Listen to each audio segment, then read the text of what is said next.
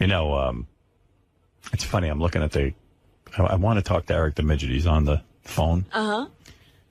I should bring up that whole thing to Eric, right, Gary, that we were talking about the other day? Yeah, because I haven't called him yet.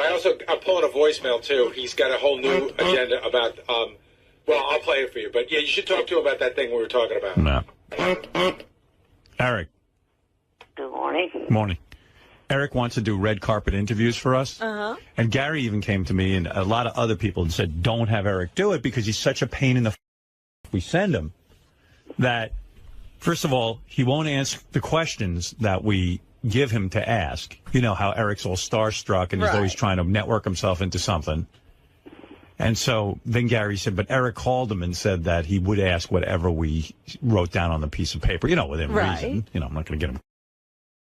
You know, he would ask some of the more disturbing questions that he wants to do these red carpet interviews. Sure. So but everyone then how's was he getting to the red carpet? Well, evidently, so Gary goes, that's the other thing. Gary goes, wait, then he's going to be a big pain in the we got to get him to the red carpet. It's going to be a whole goddamn deal. Yeah. He's like J-Lo without the With the talent. demands before any proof of without any proof that he's any good at it. So I said to Gary, I think it's worth having Eric do it. And he goes, well, why? I go, because it's going to be funny to hear all the problems Eric has. You know he's going to be calling every day. That's it. I know I said I'd do it, but I'm not doing it. I couldn't answer. Give him more lines then. Here's why I could even predict how funny it's going to be when Eric doesn't come through for us. Right. Here's why Because we have like a major red carpet event we were just invited to. And we would have Eric sit there and ask questions. And it's a major event. A lot of big stars. Oh, he'd be quelling. Right. But Gary goes, you know he'll never make it to the finish line. I think we should have him do it because he's always asking us to let him do something. And I think, so give him what he wants and just let him it out. Right. Just like when we got him the acting job. Self-destruct. Right. He started yelling at Johnny. He started yelling at everyone. Because it's close to, it's in L.A. and it's a major event. This is no low-level event. Big time event. Right. Eric, what do you think? Are you interested? Yeah. And you're going to go to the event and ask questions. Yes. And you're going to read what we had put on the piece of paper for you. Yes. You know, within reason. Right. Is there any way to test this out? Is there a preliminary event you could send him to just to see? Because you don't want to blow the opportunity on a really great event. There's not a lot of red carpet. This is a great event. In fact, I'm not even giving you the name of the event because even Howard TV wants us to just, you know. Right. Keep it on the DL. Keep it on the DL. We have a guaranteed spot on the red carpet. On the red carpet. And what better than a kid in a wheelchair? Everyone's going to stop and talk to him. You know, with that look of his, you can't avoid him. I mean, if you avoid him, person. Right. People will cite you and talk about you on TMZ. Yeah, there's no person that's going to avoid Look at all the people Eric. avoiding. I mean, Eric the Midget. Yeah, right. Isn't that mean as a kid in a wheelchair with a microphone? Like, would Oprah walk by him? No. If she does, that's a major scandal. She's heartless. Heartless. You can't avoid Eric. Absolutely not. Like, all the do-gooders have to stop and go, you know, oh, young man, how great that they have a handy-capable person on the red carpet. They don't know he's a miserable wretch. Even Oprah would have to answer Howard Stern questions. Yeah, she would. And she couldn't even leave. No one's going to be able to leave Eric if we can get him there. How many questions would he have to ask? Well, you know, we arm our interviewers with 20, 30 questions, and we let them use their judgment how to mix it up and how to... Could Eric even do that? No. Does he know how to mix things up, make those kind of judgments, use different questions for different people? I don't think he really can even handle that. But that's for him that's his to deal with. In other words, he said, send me somewhere and I will deliver. So I'll send him and let him figure it out. Eric, can you answer Robin's question? Can you mix it up and understand how to work read the room, so to speak? Yes. Are you sure he's there? Because all I've heard is yes. Right. I don't even know if we're talking to Eric. You think it's Sal playing a tape of Eric? Maybe. To prove that it's really you, Eric, and not Sal playing a tape, can you say the rain in Spain falls mainly on the plane? The rain in Spain falls mainly on the plane. Oh, okay, good. All right. They could have had that in the system. They have everything. Also to prove that it's me, today is Johnny's birthday. Happy birthday, Johnny. All right. How old is Johnny? Johnny Jr. since about him turning 56. Right. I don't know if that's I say we send Eric to the red carpet because you know what? It'll even be funny that Eric's going to up and not even show up. Okay. And it'll prove to us once and for all that Eric's Eric. All right. That'll be your new name. All right, Eric, I'm going to give you a shot at a major event. Okay. Let's see how you do. Let's see. I can't wait for the demands to start. I know I could do it because there's two things. In 2006, I did a really good job on the red carpet of the Marine, interviewing the WWE stars and the stars of the movie, asking them questions off the top of my head. Who told you did a good job? Eric told himself. See, that's what I'm afraid of. He's going to discount all your questions, and he's going to ask his own little Eric, we're not off the wall. Yeah, we're not. I heard those interviews. I'm not interested in your questions. I want you to go with our questions. That's the point. He can't do it. We're doing a comedy show. We can't sit there and have you fucking up to everybody. And then a couple of years ago, Jason Hervey was on the JFSC Stickum, and I interviewed him with questions off the top of my head. But listen to me, Eric. Anyone that was in there could tell you I did a good job. But Eric, you can't ask questions off the top of your head. We're going to put them on a piece of paper. You got to ask those questions. You understand? You trust us. We know what to do. He's going to sandbag you. Are you going to sandbag me? No. All right. You're a man of your word? Yes. All right. I heard the Jason Hervey interview. It was pretty boring, actually. Well, that's why he can't. I know. It was the most boringest interview I ever Stick to Howard's questions, Eric. Don't go on the top of your head. Where's that picture of that girl you're I banging? emailed it to her. Oh, wait a minute. I got to get into it. Open that up. Email that to me, too. I need to see that. Again. All right, Eric. I'll give you more details as we go along. You know what I mean? Like if J-Lo walks up to you, are you willing to ask her if she looks at the toilet paper after she wipes? Yes. All right. Practice on me. I just want to know. All right. I'm going to be J-Lo. You know what you got to ask. Here we go. Hi. Hello, paparazzi. You got to go, Miss Lopez. Hey, Miss Lopez. Oh, young man. Hello. Hello. I wanted to ask if you look at the toilet paper after you wipe. You insulting little midget. How dare you? Where's Mark Antony? Mark Antony, this little man. All right. It sounds like you know what to do. I like it. All right. You sound good. And, you can butter her up a little bit. We'll have some softer questions, and then you get to the like, do you wipe with the toilet paper? Right. Like, would you ask, like, are you willing to ask her, does your super make super?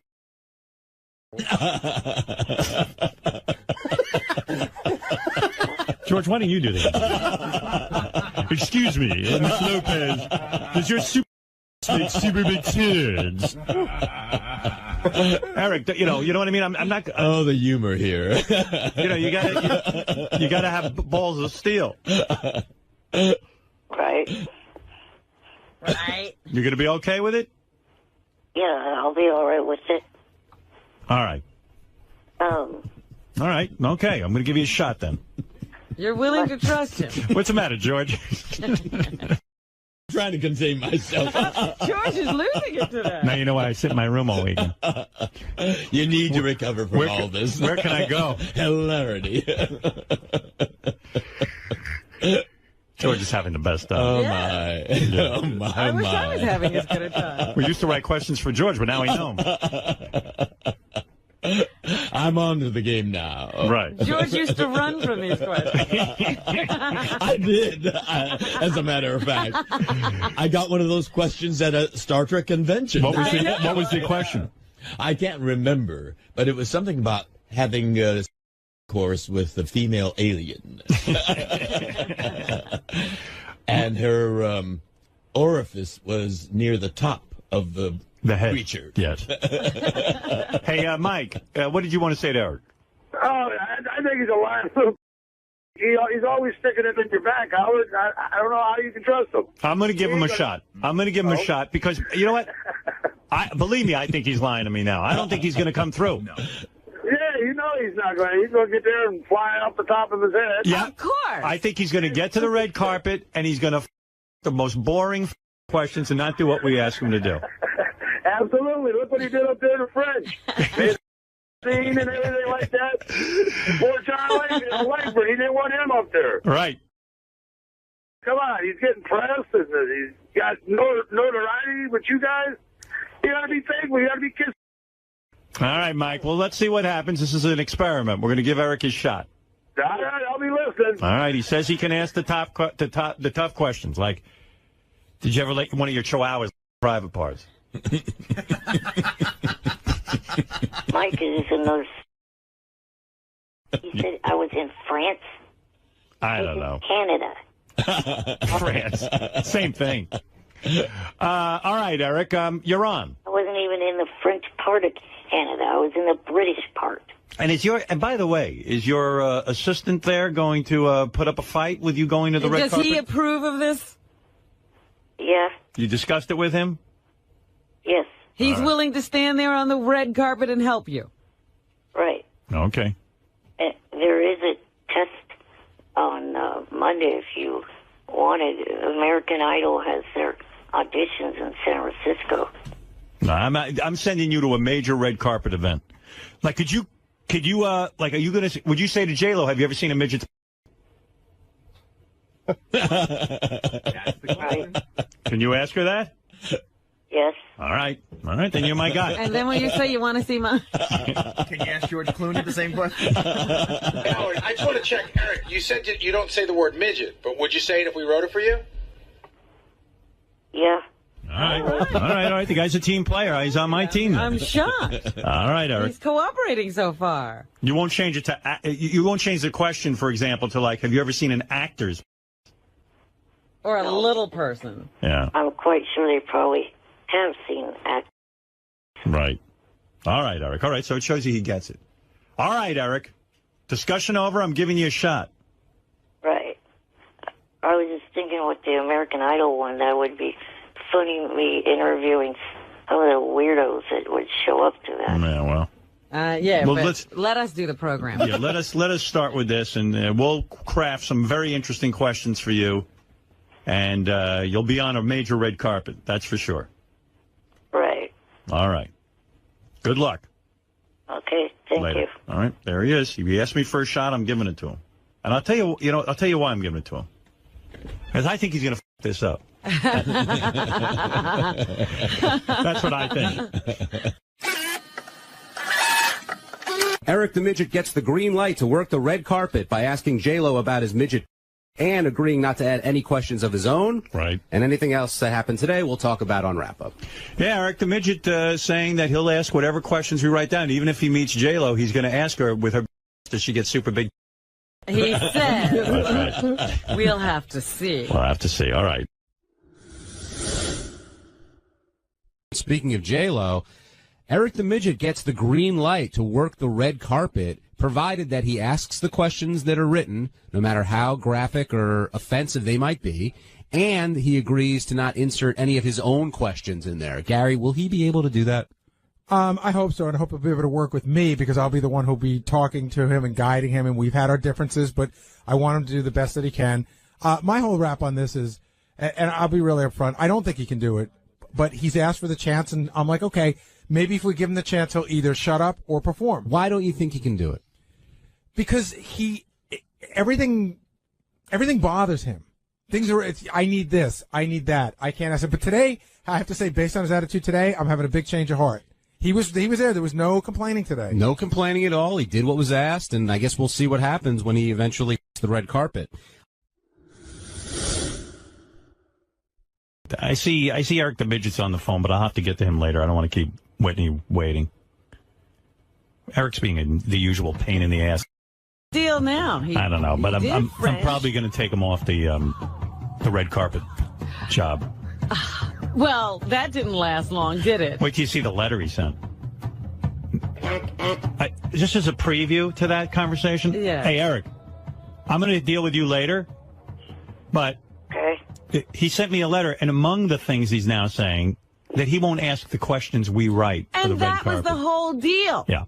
So it's like, it's over. So he was lying all along. He lies about everything. When he said that he would do it. Hey, you didn't let me know what the event I told was. you it was a high-level event. Yeah. You're not going, Eric. You're a pain. There's 2 high-level events coming up. I didn't know if it was the VMAs or the Emmys. Well, what difference does it make? You don't get to pick and choose. Eric, this isn't an assignment for you. You don't follow orders. It's never going to happen. I'm not going to ask a bunch of... All right. No, you're going to ask boring questions. He goes, Johnny, he writes me a letter. Wait, I got to read you this letter. Whitney will wait 2 seconds. I got to read you this fucking letter. This kid is out of his friggin' mind. He says to me, Howard, please. He says, please make me your red carpet guy, and I'll ask. Begged for this. Begging. And so we were on the air, and I said, okay, Eric, I found an event. You're going to meet some really great stars. We've been invited to be on the red carpet. I'm going to let you be the guy who asks the questions. Can you handle it? Oh, yes, I can handle it. And we said, any question we write, you'll ask. Oh, yes, I can do any question. Don't worry, I'm a pro. And and you know what was funny? Gary says to me, don't get started with him. You know it's not going to work out. I said, you know what? Of course it's not going to work out. I said, but let's see how long it takes Eric to self-destruct. It took a day. Didn't take any time. All right, here's a note he wrote to Johnny Fratto. Johnny, there is no period at all that I will allow any Howard TV wanted to come to his home and follow him on his trip to do the these whole things. thing. All right, I understood that. I would have said the same thing. I don't want people in my home with a camera, so I was like, Eric was being reasonable. You know, no want cameras in my house. Okay, that's fair enough. I'm not going to argue with Eric on that. But then he goes. What's going on in there, though? Then he yeah, exactly. Who knows what's going on in there? It's not my home. It's my parents. They don't want the camera. All right, fair enough. I agree with you. That's your right. That had nothing to do with what I asked you. I was answering Robin's question. Right. Howard, you understand that no one asked to shoot at his home. Right. Doug's note said that they wanted to start on the journey, start from the car. Well, this is what I'm getting to. My parents own the car. Yeah, but nobody asked. Oh, stop it. Nobody asked to be in your house. And you're already yelling and demanding things. You're a... No, I'm not. And I do feel bad for you that you're handicapped, multiple handicaps. But you know what? But the bottom line is, whatever's locked inside your head is... You can have any psychiatrist test me. I will come out 100% sane. I can't imagine. But anyway, so here goes. I also do not want them in the car with John. With who? I guess that's his assistant, you know. It's Jan. It's pronounced Jan. Jan. Jon. Jan. And by the way, tell Jan it's John in this country. Jon is John. It's Danish. Well, whatever. This is America, pal. Jan is Y-O-N. Right. Here in America. You want to be Jan, it's Jan. Ask Jan Stewart. I also do not want them in the with John, and when we drive to L.A., if they want HD video of the trip down there, I have my Amazon.com list, a HD Sony video with case, tripod, and microphones. He wants us to go buy so him. now he's holding him up to buy him a camera. Yeah. So the whole is a thing. shakedown for video equipment. Shakedown for video equipment. So he's going to take the video equipment after he does one or two. You know, he can't use it for his own purpose. And because it's his parents' car, he can't have cameras in the car. Yeah, he can have his own camera. Yeah. All right. Then he starts in with what he needs, his special, he wants his accommodation. As long as they give us a room with 2 good beds, that works. It doesn't need to be a 4 or 5-star hotel. Last thing about the hotel, they want to pay for 2 nights, Saturday and Sunday. I was hoping one more night so I can go see Jimmy Kimmel and Lopez tonight. You know, he's got a whole itinerary. Yeah, all right. That I can put up with. He doesn't know about jobs. Jobs have a certain limit. Yeah, but okay, even that I can put up with. If the guy was compliant and he says, hey, I'll have the cameras. He's really going to do the job. Yeah, I would give him an extra day in the hotel. None of this I have a problem with. That's fair enough. But then he starts in with his... Before I end, I want to address the question issue. Look, I'd like to be a team player, but the problem is this red carpet event, I do not want to ask super questions to TV celebrities that if I get any more TV work, I might have to be working with. So here is what I want to do. Ask questions that you, myself, and maybe Johnny Jr. write that are racy and funny, not boring run-of-the-mill questions. Oh, Johnny Fratto, and Johnny Jr. are going to write the questions. That's it. Eric, we're done. No red carpet event for you. I'll get someone else to do it. I already have 20,000 people lined up waiting to do this who all want to be on that red carpet. Okay? We're done. No trip to L.A. So that way you'll be safe. If you get to work with any of these people, Yeah. you won't have asked them. Yeah, in case you get future acting gigs, you'll be safe. Don't worry, no one will be upset with you. I was going to add, we were going to write questions that I thought were appropriate, not, but racy. Yeah.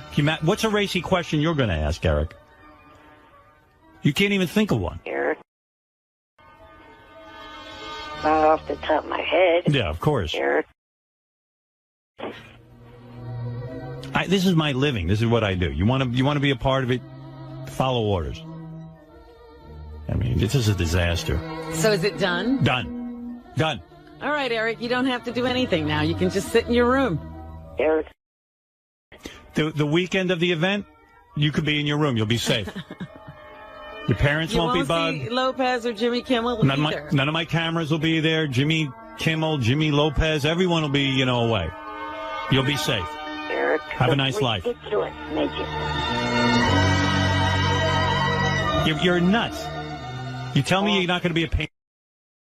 You're writing letters to Johnny.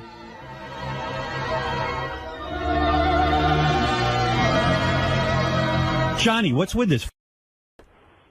I don't know, Howard. I had no idea that letter was coming. I thought he was going to be happy because last week he said he was going to do exactly what you told him to do. So I have no idea. Yeah, well, Eric, I'm done. You don't want to lose this thing, do you? He already lost it. He lost it. It's over. I've had it. Oh, Howard, you got to give him another. No, there's no way, man, because there's no way he's going to read the questions. I was trying to explain to him it's not him saying the questions, it's the show saying the questions, and everybody understands that. Well, I said to Gary, I said, how long do you think Eric the Midget is going to be able to do this with a good attitude? And I said, he's never even going to get to L.A. for the event. And sure enough, here we are, a day later. He's already writing notes. Right. No way, I'm doing this. Can't have this, won't do that. I need an extra this. I need extra days. I mean, it's, I need a camera. No cameras in my car. Forget it. I need an extra room. Eric, they got a cameraman out here. It's all right. Johnny, you don't have to go through this. I'm done with Eric. I'm not sending him to you. Fringe. I'm not sending him. I'm going to solve that forward problem of yours. Yeah, that's all right. Whenever anybody asks you for that forward, here's what you got to say. Yeah, I got a forward. And then you tell them that's about $20,000. $20,000 for the forward. And everybody will quit asking. Right. Everyone will quit asking. Right. Yeah, see, $20,000. 10,000 will chase them away. I'll tell them $20,000. You got to have $20,000 for the forward. All right, well, I got Whitney Cummings here. I can't spend all day on this. But, Eric, are we clear? You don't have the pressure to have to ask questions anymore. You better agree right now. Oh, I don't want to hear about this later. Eric, you there? Eric. Yes, I'm here. Is he there? Good. Do you understand what I'm saying? Agree. No. There's no agreeing. It's over. He's done. Done. Can't we just sail through this if he agrees? No. He's not going to do it. Because he'll always back out at the very end when we have completely committed and everybody's on board. This is a great event. Back out again. There's going to be great stars there. I can't trust this to do the right thing. We need a pro. I got to get one of my pros in there. You said the other night. They even gave you a test question and you did it. But he didn't know then who he'd have to ask it of, Johnny. Yeah, I told him it was a top event. So what's the difference? Johnny, I got to go. Thanks, Johnny. You can talk to him off the air, but talk to him off the air. It's over. Tell John Hines the best hamburger in L.A. is the apple pan. All right, I'll let him know. Eric, are you clear with me now? You don't have to do it. All right, I wish I could. Yeah, I know. Well, it's not going to work out. You're not my kind of guy. You're not a team player. So what you're saying is what your wife and other people do for Extra and Access Hollywood. That's boring. Yeah. Well, they already have those shows. I respect what Access Hollywood and Extra does for their show. That's the kind of show they do. People ain't listening to me for that. If you want to go get a job with Access Hollywood and Extra, you should contact them. Yeah. This is the Howard Stern Show. I don't need to put on kinds of questions that Access Hollywood does. They do a fine job with it. And yeah, what my wife does for them is she'll tell you it's a bland kind of very safe interview. Well, one thing's for sure, the fact that I'm neither a female or I don't give a what the hell the females and guys are wearing to the event. So I'm not going to be asking any of that. Yeah, all right. Eric, you're not going to ask anybody anything. Yeah, all of a sudden it's the Eric show. I mean, you're not You were getting going it. for the Howard Stern show. Yeah, Wayne, go ahead real quick, and I got to get to Whitney Cummings. Go ahead. Howard, why don't you put up with this ignorant-ass midget all the time? I'm not. I gave him a shot. He lied to me. He lied to me, and he said that he was going to ask the questions that we wrote, and he lied. I knew he was lying. I was ferreting him out. Yes, Bill.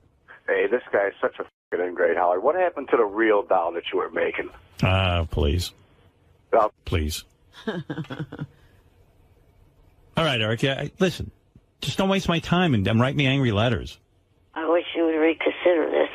No. What? We can't. You won't answer the question or ask the questions we want. That was the deal. Hey, Yucko. Hey, why don't you throw me on the red carpet? You know I got balls of steel more than this little midget mutant. You know, you would be good out on the red Yeah, but carpet. who's going to approach a clown in a dirty outfit? They're going to steer clear. They walk up to Lisa G with all that makeup. Yucko, let me think about that. All right, thanks. Well, there's a team player. Yeah, I know he'll ask the questions. But I don't even trust him. I think he'll go way worse. Yeah, he'll write some of his own. Yeah. Eric, it just isn't meant to be. I knew you wouldn't be able to go through with it. I knew this about you. I'm not even angry with you. It's who you are. It's not in, Eric, listen to I me. only have to thank him for being honest. It's not in your makeup to ask people questions that we write. It's not for you. You could do it. You could be really good at it. Yeah, it doesn't. I don't want to put that kind of pressure on him, and But I he know doesn't want he's to going to do it. choke when he gets out there. It's Yeah, not he'll for never him. be able to read the question. Listen, I've done this kind of thing. I've It's gone hard. on red carpets. It's not easy to walk up to a celebrity and ask him a goofy question. Yeah. And Eric isn't up to it. It's not his thing. Well, here's the other thing. When I did my Idol show, I tried reading questions off of a page. I did awful. Yeah, all right. So it's not for you. So why there did go. you decide you could do this in the first place? Well, you let me finish. When I did the red carpet event for the WWE and also the thing on the JFSC, those were questions just right off the top of my head, and I was able to easily come up with Yeah, and they were facts. How many people are playing those over and over again? no one. They're not funny. All right. Eric, I got to go. I've got Whitney Cummings here. She's going to talk about what went down at the roast. What I'm saying is the difference is that reading them, I was Right. It's not for you. slow, but if you let me do it off the top of my head, I could spout the questions off fast. Eric, you know what it is? These events are too important to me, and I gotta ask very specific questions that Fred writes and Benji and Sal and Richard and This is not for you. yeah. This isn't for you. This isn't your thing. Well, when something comes up for you, like a fringe or something, then I'll get in touch with you. Okay? This isn't for you. It's going to make you uncomfortable. If cameras make you uncomfortable, you don't want my cameras there. It's enough. He's saying he can't even read off the paper. He was never going to be able to do this anyway. Right. I really Listen, Eric, I'll test you real quick. I got to get to Whitney Cummings. You ready? I'm walking down the red carpet. I'm Bruce Willis. Go ahead, ask me a question. Hey, Bruce Willis. Hi. What's up, buddy? Come on. I was just wondering, what was your favorite role to play? Oh, God. My favorite role was, what was the detective's name? Detective Munch. Munch. Whatever his name is. John McClane. John McClane. That's my favorite. So you know. Why are you asking me the question? Well, all right. He wanted to know. My favorite was playing John McClane. Is there going to be a 5? Probably not. No one's in discussion with me about it. Well, you know, Well, those they don't questions are stand flying. around like this, Eric. No, I'm standing around. I like this kid. Go ahead. You know, you're what not else? standing around. Somebody's calling your name. Oh, okay. I got to go. Hold on a second. Hey, hold on. Let me introduce you to my friend. Name another star. Let's see. Samuel L. Jackson. There you go. All right. Samuel L. Jackson is here. Hi. Hey, how you doing, man? Oh, my God. Who's that? Samuel L. Jackson. What the heck Does he sound like him? happened to him? What up?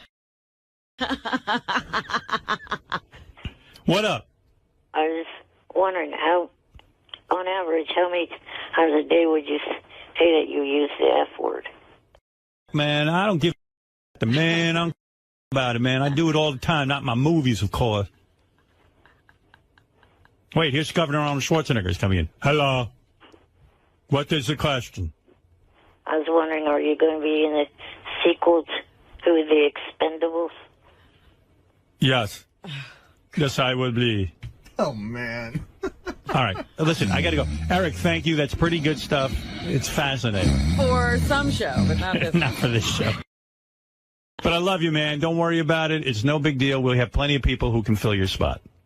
You know what? You shouldn't have done this to him because he's very disappointed. Well, now. what do you mean shouldn't have done this to him? No, you he did knew it to he'd me. never be able to do it. Well, and so you set him up. No, I gave him a shot. No, I you gave him a set shot. him up to get all excited about doing the red carpet and Well, meeting these famous people, and now you're taking it Maybe away you're from right. him. Maybe you're right. We shouldn't even discuss Shouldn't it with have him. done this. Right. All right, Eric, I apologize.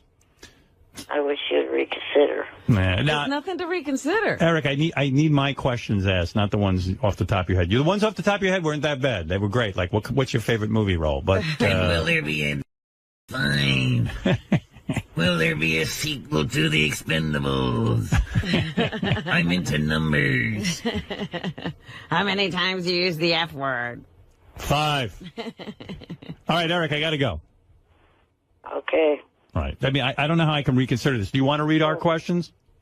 No. I just thought of something. Did you hear your name mentioned on the Entourage? Yes, I did. I did mention, Yes, thank you. mention that to you. Yeah, Eric, that thank was you. funny. All right, got to go. We'll talk again soon. Okay. All righty, later. Bye. Yeah, no, Eric, this isn't for Eric. He doesn't want to do this. But I'm now thinking that was cruel. That was cruel. Very cruel. All right, hey, Robin, let's take a break. We'll be back right after these words. Eric the Midget, you're on the air. Good morning. Morning. I was calling to talk to you about the red carpet event, the Emmys, and yesterday's call and all. Oh, are you going to watch it? Eric, there's nothing to talk about. We asked you to do it. You said you would. You said that you'd ask any questions that we wrote on the paper. You know the kind of questions we ask. And then, I said to Gary, watch Eric self-destruct. It'll be funny. Because Gary didn't even want me to offer it to you. I said, no, Eric on his own. And within a day, you write to Johnny Fratto, no letting Howard tape this on TV. No fucking way. I'm asking any questions they write. And Eric, it's not for you. It's clear. How would I reconsider? There's nothing to reconsider. You're not going to do what I need you to do. That's called a job. The boss needs you to do something, you do it. Your reasoning is sound. You are afraid that you're going to be a big actor in Hollywood, and then all of these people you ask silly questions to on the red carpet are going to be angry with you. Okay. This isn't for you, this job. What's to reconsider? You mean you're willing to go out to California and ruin my show? Do something that we can't use? Yeah. You mean you want us to go pay for you to go out to California and do something and put you up in a hotel and to get you to this great event, and then you're going to ruin it? What would I reconsider? For starters, I'm already in the state. Well, I know you're in this. That's true. But we still have some expenses to incur. Oh, yeah. I got to transport him, which he doesn't want me taping for Howard TV. I got to put him up in a hotel. Yeah. He wants you to buy him a camera. Wants me to buy him a camera for his car. I mean, you got all kind of demands. It's not going to go easily. It's not for you. Oh, I think it is. It's just... What? The one sticking point is the questions. I would do That's the only reason we're sending you. Yeah, we write funny questions that we want the answers to from these celebrities.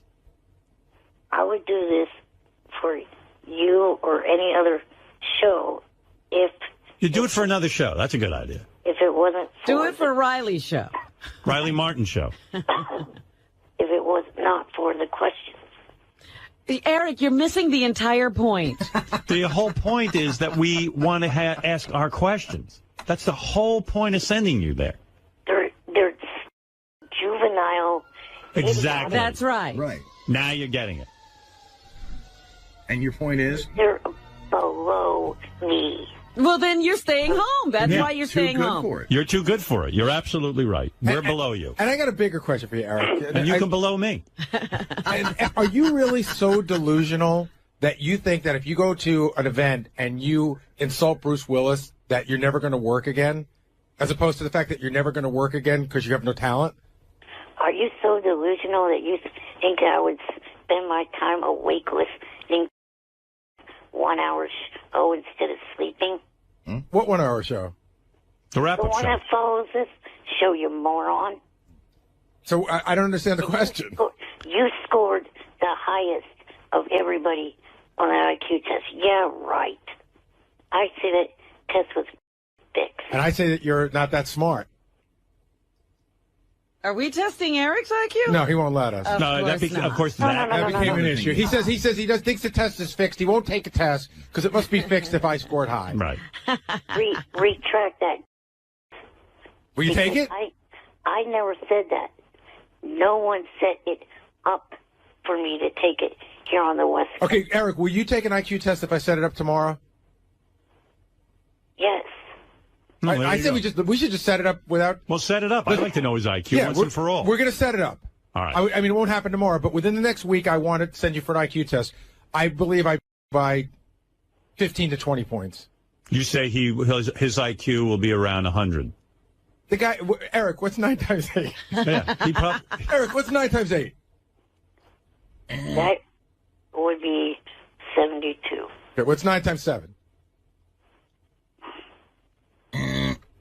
Why do you have to do this? I mean... Because the IQ test is going to be like this. Hey, by the way, Eric, in the future, I've asked you 9 times 7 your last 4 calls in a row, and you haven't known it yet the first time.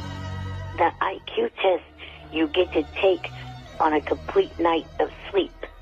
I have only had about an hour and a half before making this call. Eric, you could keep me up for 5 days. I know 9 times 7. Right. Do we always catch you when you haven't had sleep? Yes. Oh, okay. You think if you slept, you'd know 9 times 7? Later in the morning, he will know. That's really weird that you need sleep to know 9 times 7. And he's not smart enough to know he should go to sleep. I'm going to put him at about a 105. I can tell you something. If 9 times 7, if I couldn't get that because I didn't sleep, I'd sleep every night. I would never miss a night's sleep. And what are you so busy that you can't sleep? Waiting for us to come on?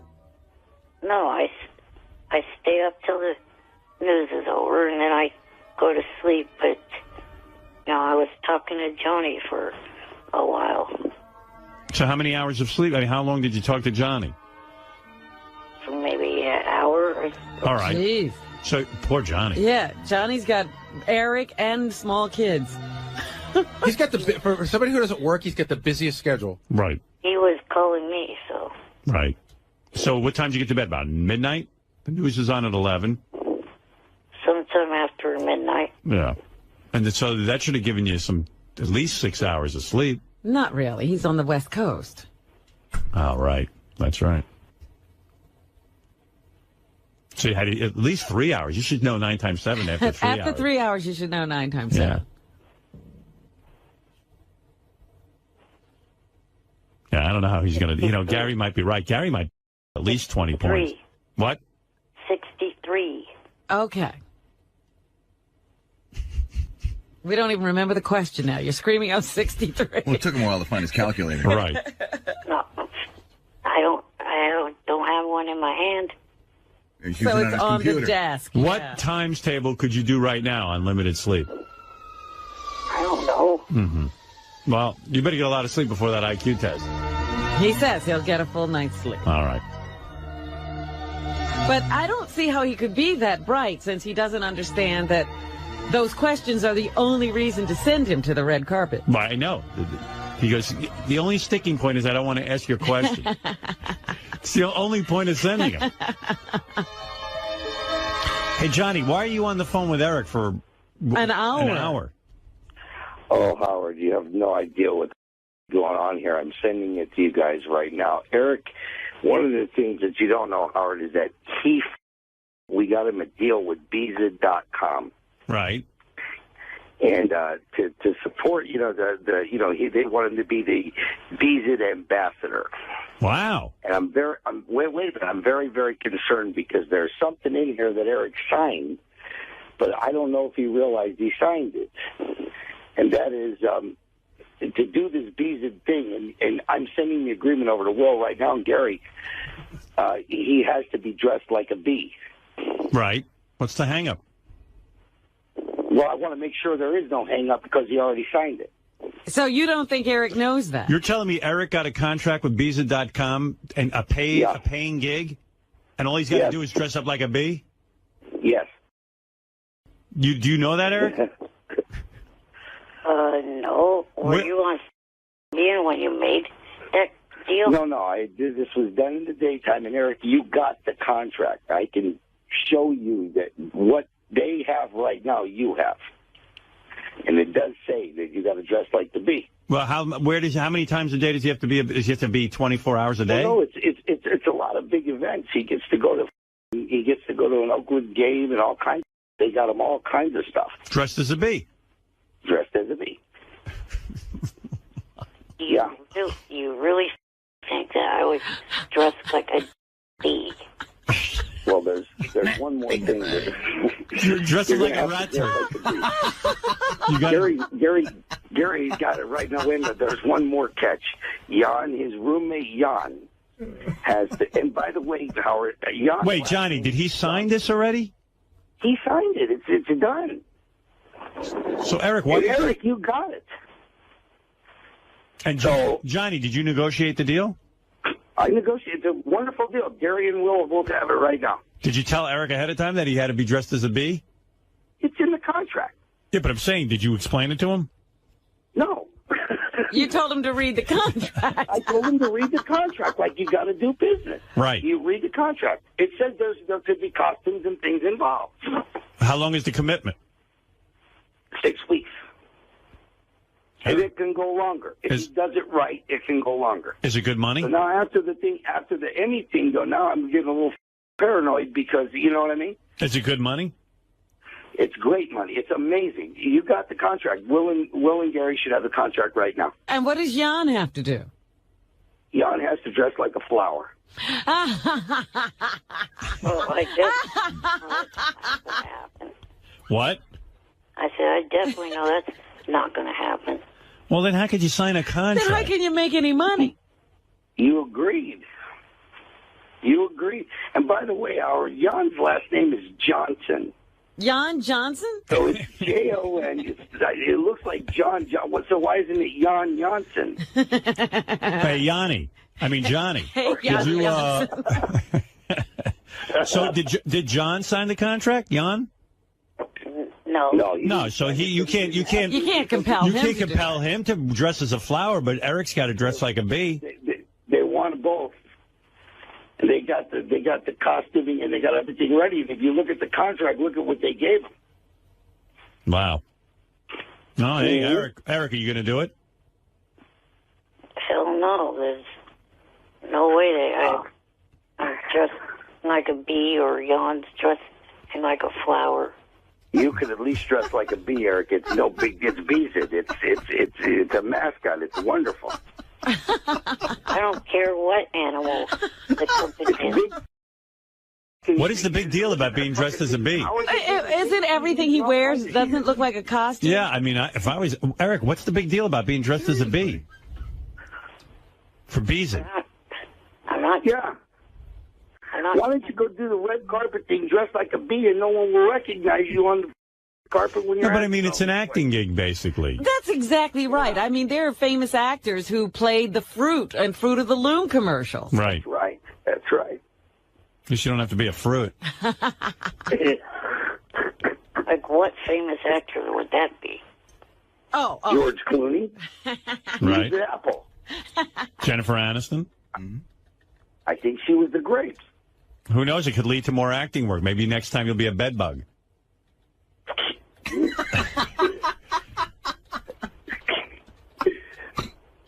Well, Eric, you gotta pull the trigger on this one too, because Howard took me 2 weeks to go back and forth with these Beasley people.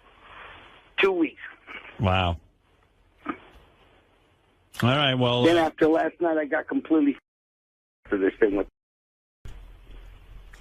Well, let me see the contract. Oh yeah, there it is.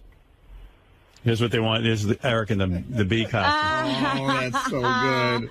Oh, that's great. Yeah. I would pay to see that. Why did you sign it, Eric, if you didn't want to do it? I looked at it up and down. I did not see that as a stipulation to the deal. It's in there.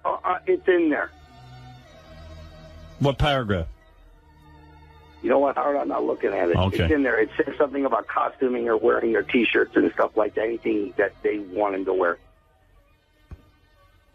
Yeah. All right. Thanks, Johnny. Okay, buddy. All right. It's Johnny Fratto, who's representing Eric. Constantly renegotiating Eric's deals. Eric, what are you going to do? How are you going to get out of this? You've got a signed agreement. I'm just not going to go up dressed as a bee or yawn as a flower at the most. No, well, that's violation of the contract. They don't have to pay you.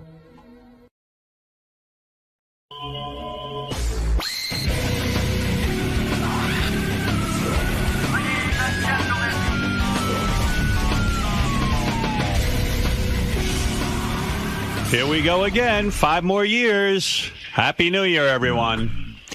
Happy New Year to you. That alarm went off, and I said I was out. I was done with this, and now I'm back. I was like, start the countdown all over again. Turn the clock back 5 years. How many more years to go? Whole 5. Well, whatever. Good morning, everybody, and welcome to the wonderful world of Sirius XM, where we say, how are you?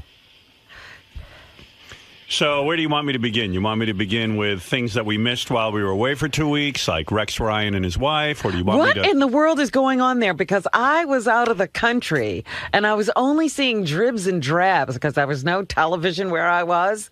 You know, I think you're right. Is it dribs and drabs or drips and drabs? I don't know. I've always said drips and drabs, but I think you might be right. Dribs and drabs, you said. I said dribs and drabs, and that's all because I think it's dribble, not drips. But it could be dribs or drips. I've been saying it wrong then my whole life, which is a long life. Fred, what is it, dribs or drips? I'm not sure. I'm going to look it up. Well, what's a drab? I don't know. I don't know what a drab is. I think the key is first finding out what a drib is, and then you might know what a drab is. Because Robin heard dribs and drabs, and I heard drips and drabs. Maybe we heard different stories. Where'd you go? Thailand, right? Yeah. Well, how was that? Oh, really? I loved it. I can't believe it. Loved it. I'm sure I'd never see you again. It was like detox paradise. I was in this place that everything was so healthy and everybody there was into their health. It was amazing. And people from all over the world, not just, from right around the corner. In Thailand. So I was with people from England. There were Dutch people. There were people in Thailand, Germans, Italians. People in Thailand are into fasting? They have a bunch of these kind of retreats over there, yeah. I'm shocked. Yeah. I figured they're all like, scraping around for dribs and drabs of food. I can't. They actually have, they have a lot of vegetation over there. Yeah. In fact, they have monkeys. Did you know that they get, the coconuts are up in the trees? Did you know they have monkeys go up and get the coconuts? They train them. The monkeys are born and go to school for 2 years. Wow. To learn how to do the whole coconut thing. Beautiful. I guess they give them a treat when they bring down a coconut. I don't know. Well, there's 2 years of training. I don't know. Wow. What a life. And that's a good life for a monkey. A great life for a monkey. And I said, where do the monkeys live? Well, they live with whoever owns them. They get to live in the home with them. Takes 2 years? I could learn that in a year. Well, look at you. You're a very smart monkey. Yeah. Why monkeys? Why not give me that job? Well, are you going to scurry up a tree? These are very tall trees. Nah, I could do it. There are Americans out there who need work. Wow. I think of Thailand as A, depressing, B, disgusting, C, incredible. Oh, well, you don't know anything about it, Well, though. of course I don't. Who said I did? I'm just telling you what I think about it. I think about, like, very tiny people running around, like living on top of living on top of one another in huts. Well, I wasn't in the big cities. I don't know how they live there, but this was a very, just an islandy place, and it looked like any other island that you go to. I'm sure if you went out to some road Right, give in me the your Caribbean. day. Give me your day. In other words, you get to I was this. on this resort. I didn't see the rest of the country. Oh, because I picture it like, I don't know, like the worst, horrible. Well, when I was leaving the airport, the funniest thing was there was a 7-Eleven every 200 feet. And you didn't eat the whole time. You just juiced. No, I ate, I eat a raw diet because they just, they had juices and raw food and, the whole plate. I mean, everything they make is healthy at this place. And the place was packed because that's They what only people have want. 59 rooms, and so there were like 70 guests there. And they had, there was a couple of restaurants on the resort. Do you enema? And they had colonics. They had all kinds of massage. They had all kinds of doctors. You could get acupuncture. You could get Ayurvedic medicine. You could get regular Western medicine. And they're all Thailand guys? No, they were from all over the place. Oh. Yeah, Chinese doctor was Chinese. And who runs this thing? I mean, A couple of people created, and then they brought in some hotel guy to create the hotel. But the philosophy came from them, and even the chef. Everything. Like it has to be healthy. No. That's the first. His food has to be healing. Wonder why they do that in Thailand. Like, why not have that happen in somewhere else? I don't know, but it was amazing. I figured you're the only one who would fly to Thailand to get this treatment. I was like a short timer. Most people go there and stay a month, and most of the people there have been there over and over again. Like, I'm a late comer to this. They knew about it all this time, and they've been coming there for years. I watch day after day people coming in, and the staff hugging them because they recognize them and know them from the year before. So people will come there and stay for a month or two at a time. So rich people go there and they Yeah. pay them to like basically starve. They pay. No, not everybody's on a detox. Oh. They have several different I see. menus, but you can also have, like right in the restaurant. You don't have to say, please don't do this or that. They have something there for everyone. They have a pool? They had a couple of pools. The beach is right there. Oh. Wow, I had no idea. Yeah, there was everything. Big sauna cave. Pool and- have water? Yes, the pool Wow. had water. They had one you could Shocked. do laps in and one you could just wade in. There were You were in the wading more pool. people working there than guests. You were in the wading pool because No, I didn't you go don't to the swim. pool. You didn't go to the pool the whole time. No. There's a beach there, too. Did you go to the beach? I did go to the beach. Did you go with Judith? No, she couldn't get a flight. It was so late. It's hard to get flights over there. And everything was booked up by the time she was You're trying kidding. to... That many people want to go to Thailand that she couldn't get a flight. Yeah. It's Oh the my busiest God. time. It's their season. The season starts It's fucking in crazy. December. It's fucking crazy to me that anyone would want to go to there. Once I got there, another friend of mine called and said, a friend of mine is going to the exact same island that you are. They didn't wind up at the same resort because there's a lot of resorts and spas there. I know there are bugs and shit in the room and fucking disgusting No. flying I things. had my own little house, my own little hut. A hut. Yeah.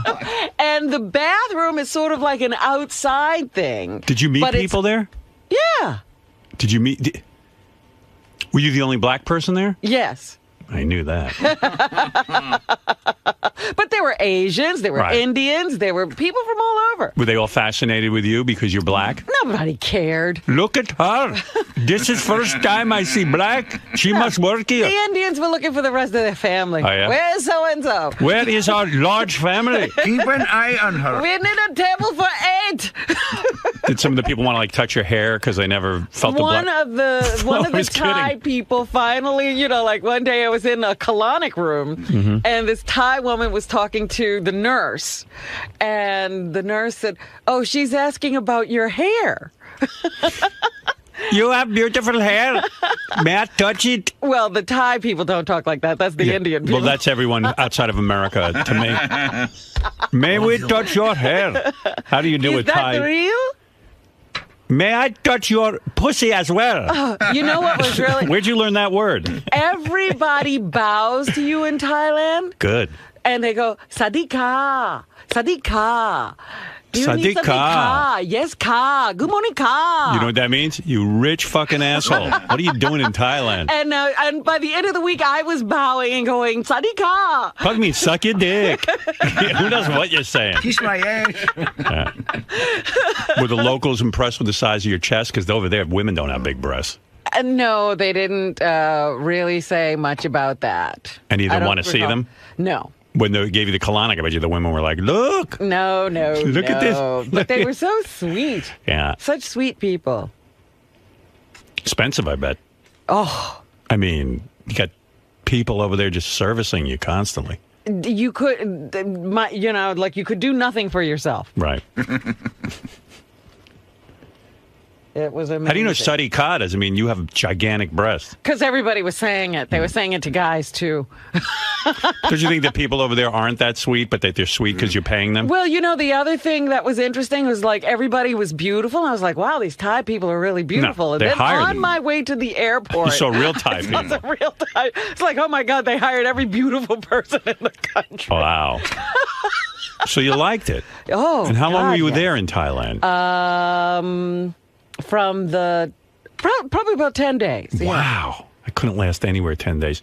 Every time Beth and I go, Beth and I went I away. thought you were away pretty a long time. Oh, we canceled quickly. What? Oh, I can't stand being away. I fucking hate other countries. I hate fucking going away. I fucking hate everything. Oh my God! No, the other I day. had the worst goddamn time. You're kidding. Waste of time. I'm thinking, oh, he's going away. Well, he's gonna have a good time. No. Fuck everyone. What are you kidding? Beth says Not to me. possible, huh? Beth said to me like a year ago, I really think over Christmas we should go away. I'm like, it's always a disaster. Because, like, it's just never great. There's always shit going down. And I don't, you know what? Nothing's ever, I don't know. Sometimes it's cool. Sometimes. So we went to a new place called Parrot Key. I've heard of that. Yeah. So, first thing you get there, you got to take a boat to the place. Yeah. Get on this fucking boat. You hate boats. I fucking hate boats. The wind is blowing in my face. I'm miserable on the boat.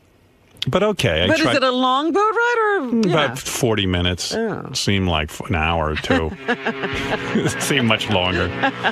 Captain, this guy goes, we can't leave. I go, why can't we leave? I have to wait for crew. Oh.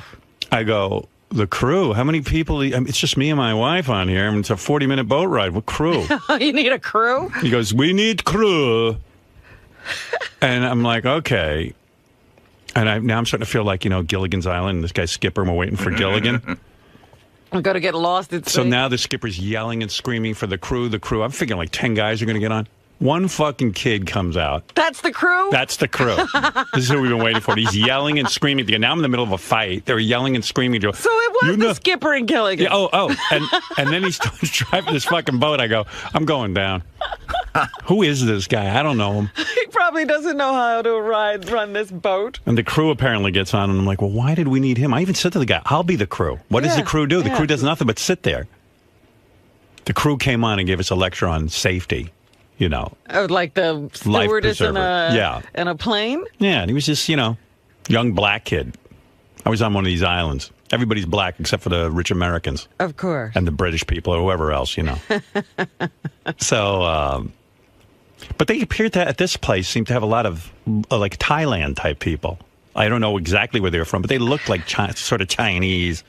Asian. Yeah, I guess. I don't know what the fuck they were. They're good-looking people, though.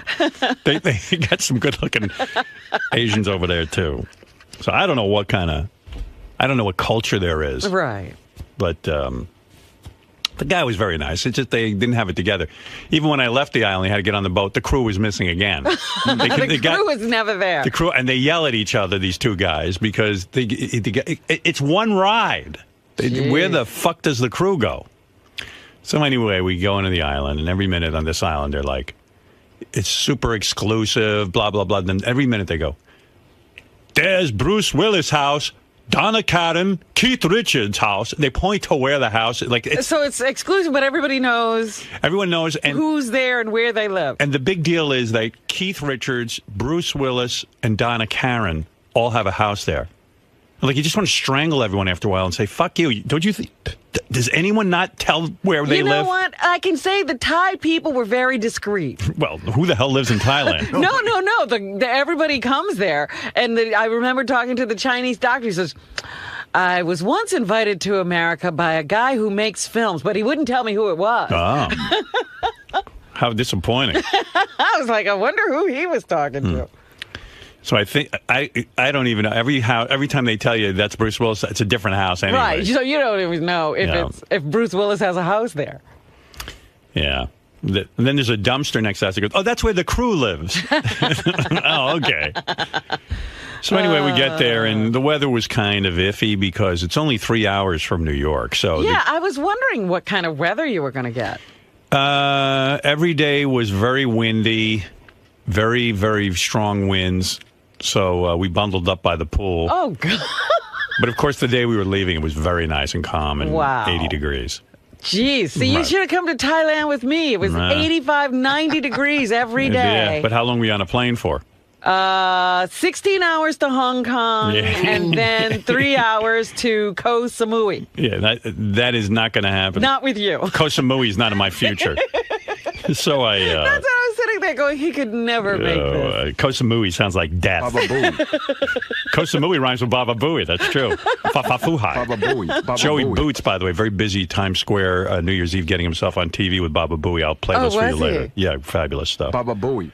Anyway, so then we get to the island, and they bring us to our room, and the room was just so fucking depressing. You know, kidding me? I've got a pretty nice apartment and a pretty nice house. Yeah. So it's like, you know, knock my socks off.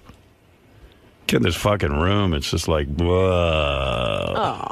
So I was like kind of bummed about that. Yeah, but I put on, like, I didn't want Beth to get bummed out, but I was thinking, gee, this ain't much of a vacation. Being locked in a little tiny room, like, there's nowhere for me to take a dump. Even you like got just a room? I'm gonna be right, I'm gonna be right on her fucking top of her head taking a dump. This is gonna be a disaster. And I'm telling you, I wasn't being a snob. It was kind of a close quarters. So I'm sitting there. I call the travel agent. I go, hey, dude. What were you thinking? What do we have here? You got any better facilities in this joint? So he's a good guy, my travel agent. He goes, let me get on it. So 2 seconds later, a dude shows up. We'll pack you. Very lovely guy. Mm-hmm. Mostly he just says thank you and so sorry. Where were you? Well, he's I don't know where he's from. Nice cat. Uh-huh. You know, so thank you. Like if you go, we don't like our room. So sorry. And I go, but this room is better. Thank you. Oh, God. Weather not too good today, huh? Oh, so sorry. Apologizing for the weather, too? Yeah, right. Apologize for everything. Like, it's his fault. I go, no, it's not your fault. I'm just commenting that the weather isn't great today. I'm so sorry. I go, no, it's fine, really. We're having a great time. Oh, thank you. It was like I'm in the Twilight Zone. So I call the travel agent. Next thing I know, suddenly some private house is available. I go, private house? Okay. They go, you're going to love it. I go, fucking great. Now you're talking. Maybe I'm getting Bruce Willis's house. I go, how much is this going to cost me to give me the price? Wasn't that bad. You know, okay, I'm up for it. Let's go. You know, when no one's telling me price. I go, what am I, Rockefeller? Fuck this. Tell me the price. Yeah, there's an object here. Yeah, right. Price is an object. Yeah, it is an object with me. Well, I pull up to this fucking beautiful house. I go, all this is for me? They go, yeah. I come in, I got my own private pool. I got private beach. Ooh. I got a romantic little hut outside of the house. I got 3 bedrooms. And I'm turning about, now we're talking, baby. We walk down to the beach. We're unpacking everything. It's fantastic. Yeah. I'm like, and then she slips into her bikini and her, I'm like, this is going to be romantic. This is great. Yeah. What this happened? is fucking great. So now I'm beside myself with my new digs. Yeah. I'm like, this is great. Now we got a vacation. And I was fucking exhausted because we had already moved the room and all this. And we had unpacked. And now This we're is the first day. Yeah, this is the first. All we're doing is unpacking and packing. And now we packed up again and went to the new place. And now we're unpacking. We finally unpacked. This is the fucking it's gone on for hours now. We finally unpack, get all our shit put away. Because even the guy who goes, thank you in Society, he goes, I unpack you. I'm like, no, that's cool. Yeah. No. He goes, I don't need you. I don't need you. Oh, Society. I go, no, it's fine. I said, you don't have to be sorry. It's we're oh, thank you.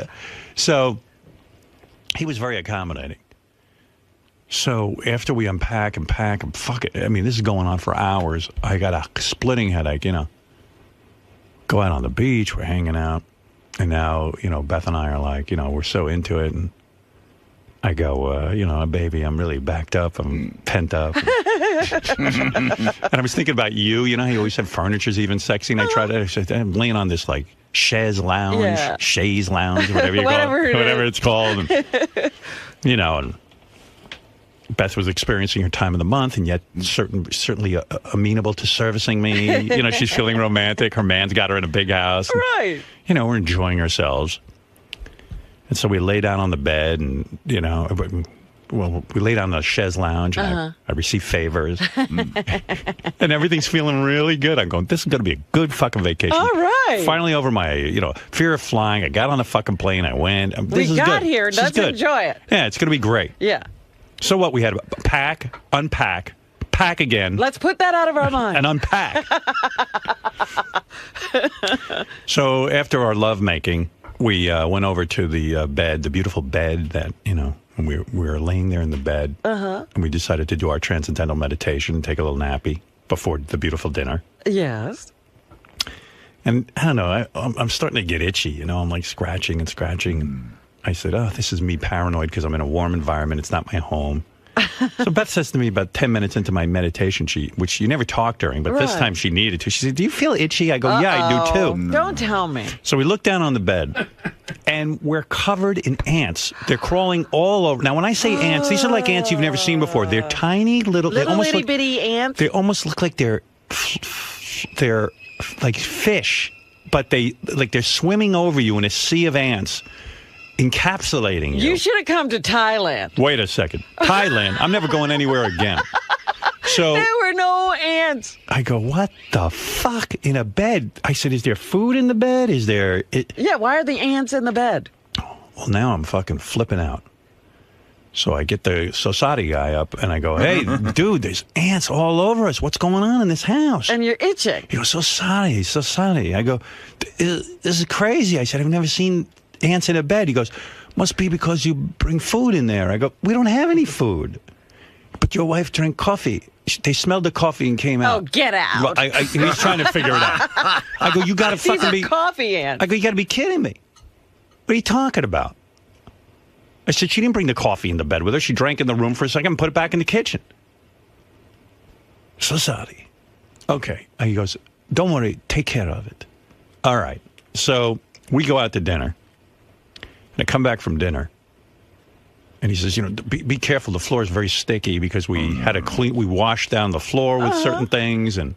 But it's sticky. Well, all I know is I walk in there, and it smells like a hospital. I don't see one fucking ant anywhere.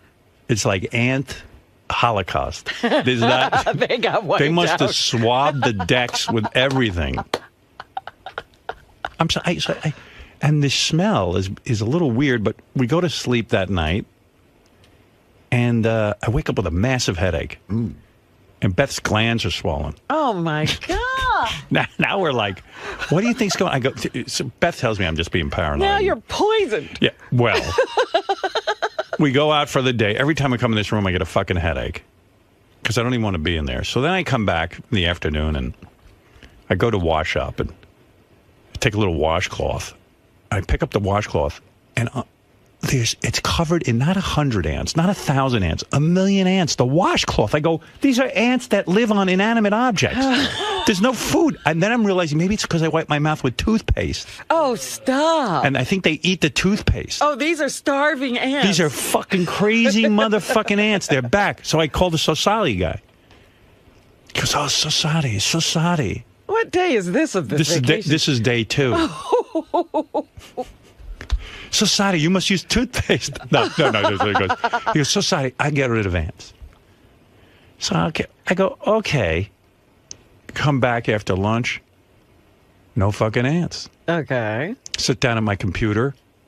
Now there's ants all over my computer and ants all over the desk and all that. And I tell the guy, and he goes, don't worry, I got rid of all that shit. But you never saw ants like that. They're not even looking like normal ants. If they were normal ants, I could handle it. They look like flying you fish. You could predict what they were going to do. They're whacked out of their fucking skulls, these ants. They're fucking crazy. You can't even predict these ants. Because these ants are going to places where there's no food. Yeah. They had a jar of nuts there. I had them remove the nuts. I had them remove everything. I said, this is crazy. I hate this fucking place. So anyway, they come in. I don't know what they did, but now I got a more massive headache than ever because the place stinks like a hospital. I mean, like, there's so much. I thought it was like a ant repellent. Who knows what it is? Yeah. So we're there, and I wake up with a bigger fucking headache, and Beth's got bigger swollen glands. So Beth says, "Let me look in the garbage." Oh God. She looks in the garbage, and she finds cans of this shit with a big X on it. And that's what they've been putting in the room? Some kind of insecticide that they're treating this room with to get rid of these ants. Right. So I call up my travel agent. I said, listen, no mas. I got to get out of here. I said to him, look, I got ants up my ass. Oh, my goodness. They're spraying me. I got massive fucking headache. I got to get out of here. Now I'm only 3 days into the vacation. 3 days, and I'm ready to get the fuck out. Jeez, Howard. I said, can you get me a flight out of here? Let's go. Well, they call up. They tell me when to leave. So, okay. But they said the nearest flight was 2 days. I said, I ain't staying in this. I read. Beth took a picture of the can of shit they were spraying. I'm not even sure if it's legal in the United States. Right. It might be your old DDT. I got to bring in. I think I'm living proof that you can live through DDT. I'll tell you how bad it is. You know when coal miners go down into a coal mine? The canary. There's a canary. If the canary dies, it tells you what? Right. The air is can't go. The air is bad. That's how the coal miners know. Well, Beth on day 2, and now we've been sprayed to death. She sees a cute little salamander, about half-inch long, beautiful in the bathroom. She says, "Honey, would you go in the bathroom and help the salamander out the door?" You know, it was having trouble. Right. I said, the salamander is probably getting sprayed. Who knows? So I go in the bathroom with Beth, and I take my towel to scoop up the salamander, and I see he's stuck to the wall. Oh no. He's completely emulsified into the wall because he probably ingested everything we're breathing. Oh, and he's now melting. I said to Beth, with the canaries in the coal mine, there's your canary. And she's upset because she loved the little salamander. And he's dead. I said, the ants aren't dead. The fucking salamander is dead. It's funny, right? You guys are dangerous. Oh, I'm dangerous. What did I do wrong? You can't go in. Oh, my God. I said, I said to Beth, that Rob must be having a shit time in fucking Thailand if this is Turks and Caicos. Oh, listen to this. When I first got to my hotel, after flying for 18 hours, almost 24 hours to get there. Right. The whole place is on the side of a cliff. And so I would have jumped off. You're constantly walking down to get to anywhere, and then you have to climb up to get to somewhere else. So when you get to your room, there's a sitting area. And then you walk down some stairs to your bedroom, and then you walk downstairs to a dressing area, and then you walk down some more stairs to the bathroom. Right. And so, and they have the bathroom really closed off. And so, everything else is open. Those doors to the bathroom stay closed. Right. So you open up the bathroom, and it's almost like an outside area. Outhouse, yeah. Not outhouse, Howard. They had toilets and running water. But you could see. But it's basically an outdoor place with a cover on. Yeah, you don't want that. Because when you shit, you want to be private. Well, nobody else is around. Well, it's not who knows? attached to anything. It's an individual bungalow. Right. So you really have privacy, but I guess it's part of their thing to give you this sort of outdoor experience. It's not a view. It's in a bricked-in place, but the covering is not attached. I get it, because they had something like that there. Okay. Yeah. So obviously things are going to get inside. Sure. Because they had mosquito coils in there. Yeah, right. Something smoking. Listen, I don't mind mosquitoes. These ants were everywhere. But wait a minute. Yeah. So they had this big, beautiful tub, and I've been like traveling all day. I feel yucky, and I look at the tub, and I'm like, oh, you know what? I'm going to run a bath and soak. What was in there with you? And it's beautiful, and it's all, carved, and you can't even see the drain because it's under something. Right. And so I turn on the water, and the water's running, and all of a sudden something hops out. What was it? A big frog hopped out of the drain, and then I was done. I was like, it's enough. All right. The frog has the bathtub. That's his. I have to take a shower. Well, yeah. Well, and Beth didn't even tell me, but when she took her bath, because she likes to take a bath like you do, and all the ants floated to the top out of the bath. Oh no! Yeah, I'm telling you, I've never seen an infestation like this. So now I decide I'm going to go on a mission and find out from the other guests if they have ants. Right. So now you're doing an investigation. So I walked over to a British couple who were wheeling their kid around, and I said, "Excuse me, you're in one of these private homes. Do you have ants?" They go, no, mate, we don't have any ants. And the woman goes, oh, I'm so sorry. I go, where's everyone is so sorry? She goes, I go, yeah. I go, I don't know what's going on here. So anyway, the place was very upset that I was upset and that I was leaving early. All right. So they said, look, if you're leaving early, fine, but let us move you again.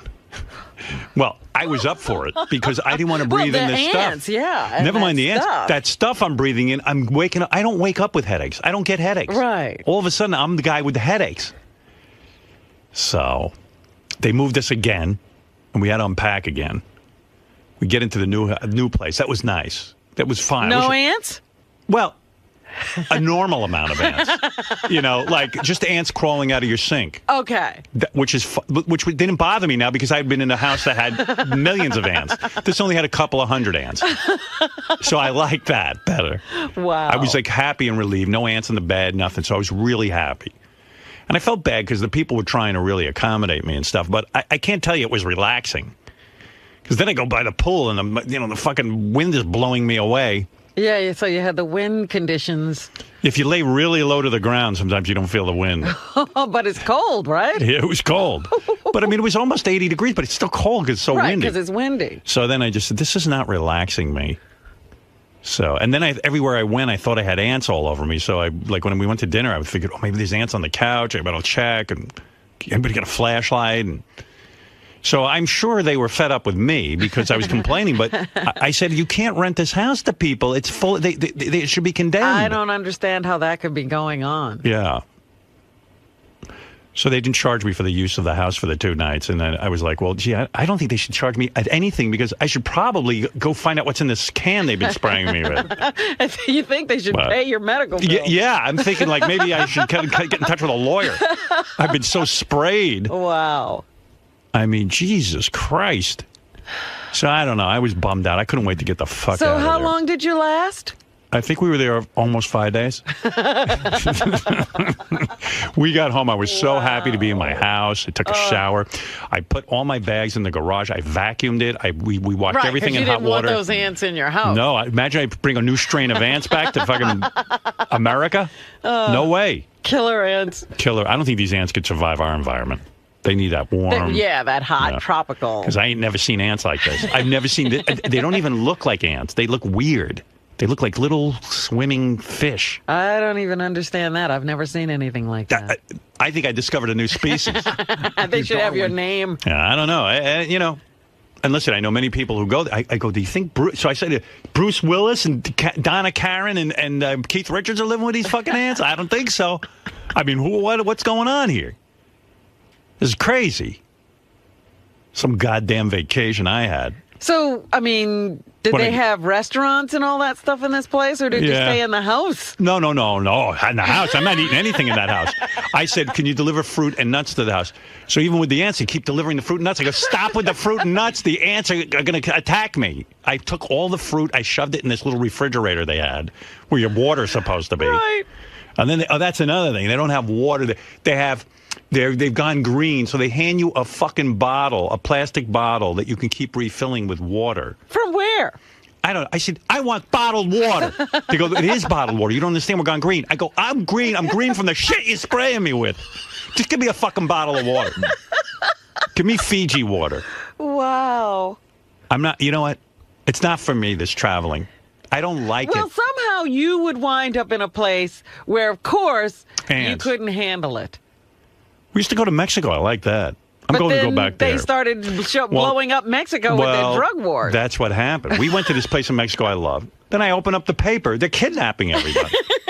I go, how the fuck am I going there? You know they're going to take me. My luck. So I stopped going there. So I try to find a new place. I go, ooh, only a 3-hour plane flight. Yeah, you were crowing about your plane flight. Only 3 hours. Yeah, well, I kept saying to Beth with this. I said, you understand, the closer you are to America, the worse the weather's going to be. Yeah, it's going to be you can't even plan on the weather. I said, don't expect the weather to be great. Yeah.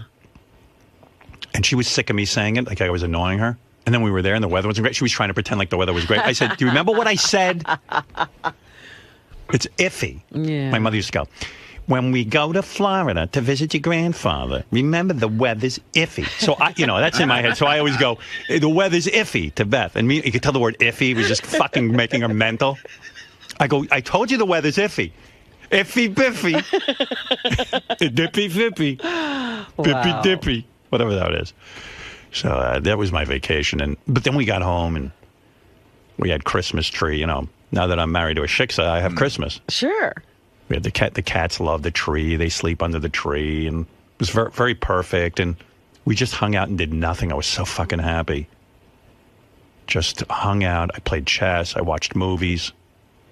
And I was so grateful to be in America with movies and comfort and clean. And I love America. It is clean in other places. No. I love America. People are lovely. I actually took, because there was no television in this place I went to. They really, you're there to rest. I'm good with that. You're not supposed to be inundated with bad news and all of that stuff. Can you have internet? There was Wi-Fi. Then I'm fine, as long as I can play chess. And I got them to bring me a TV and a DVD player, and I had brought a bunch of stuff with me. Wait a second. What? What do you mean you brought a TV? I didn't bring a TV. They brought a TV. You can't do that. And there's no television, but I could play DVDs on it. So. Yeah, but you're not supposed to be distracted from your enemas and not eating. Sounds awful. Nothing to do but be distracted from that. Any romance on the vacation? No, it was alone. Romance? No, I mean, any single guys there?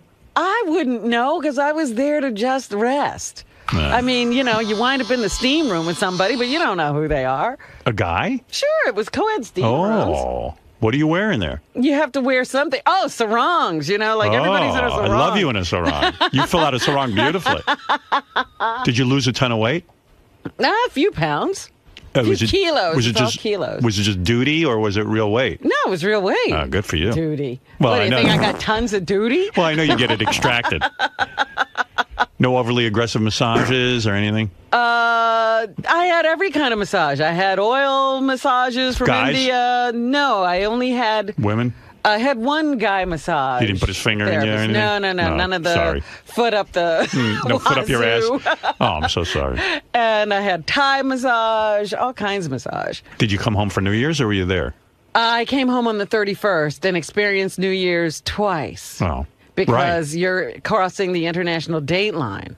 It was You're 12 fabulous. hours I love ahead. that you did that. If I was talking to you on Thursday night, it would be Friday morning for me.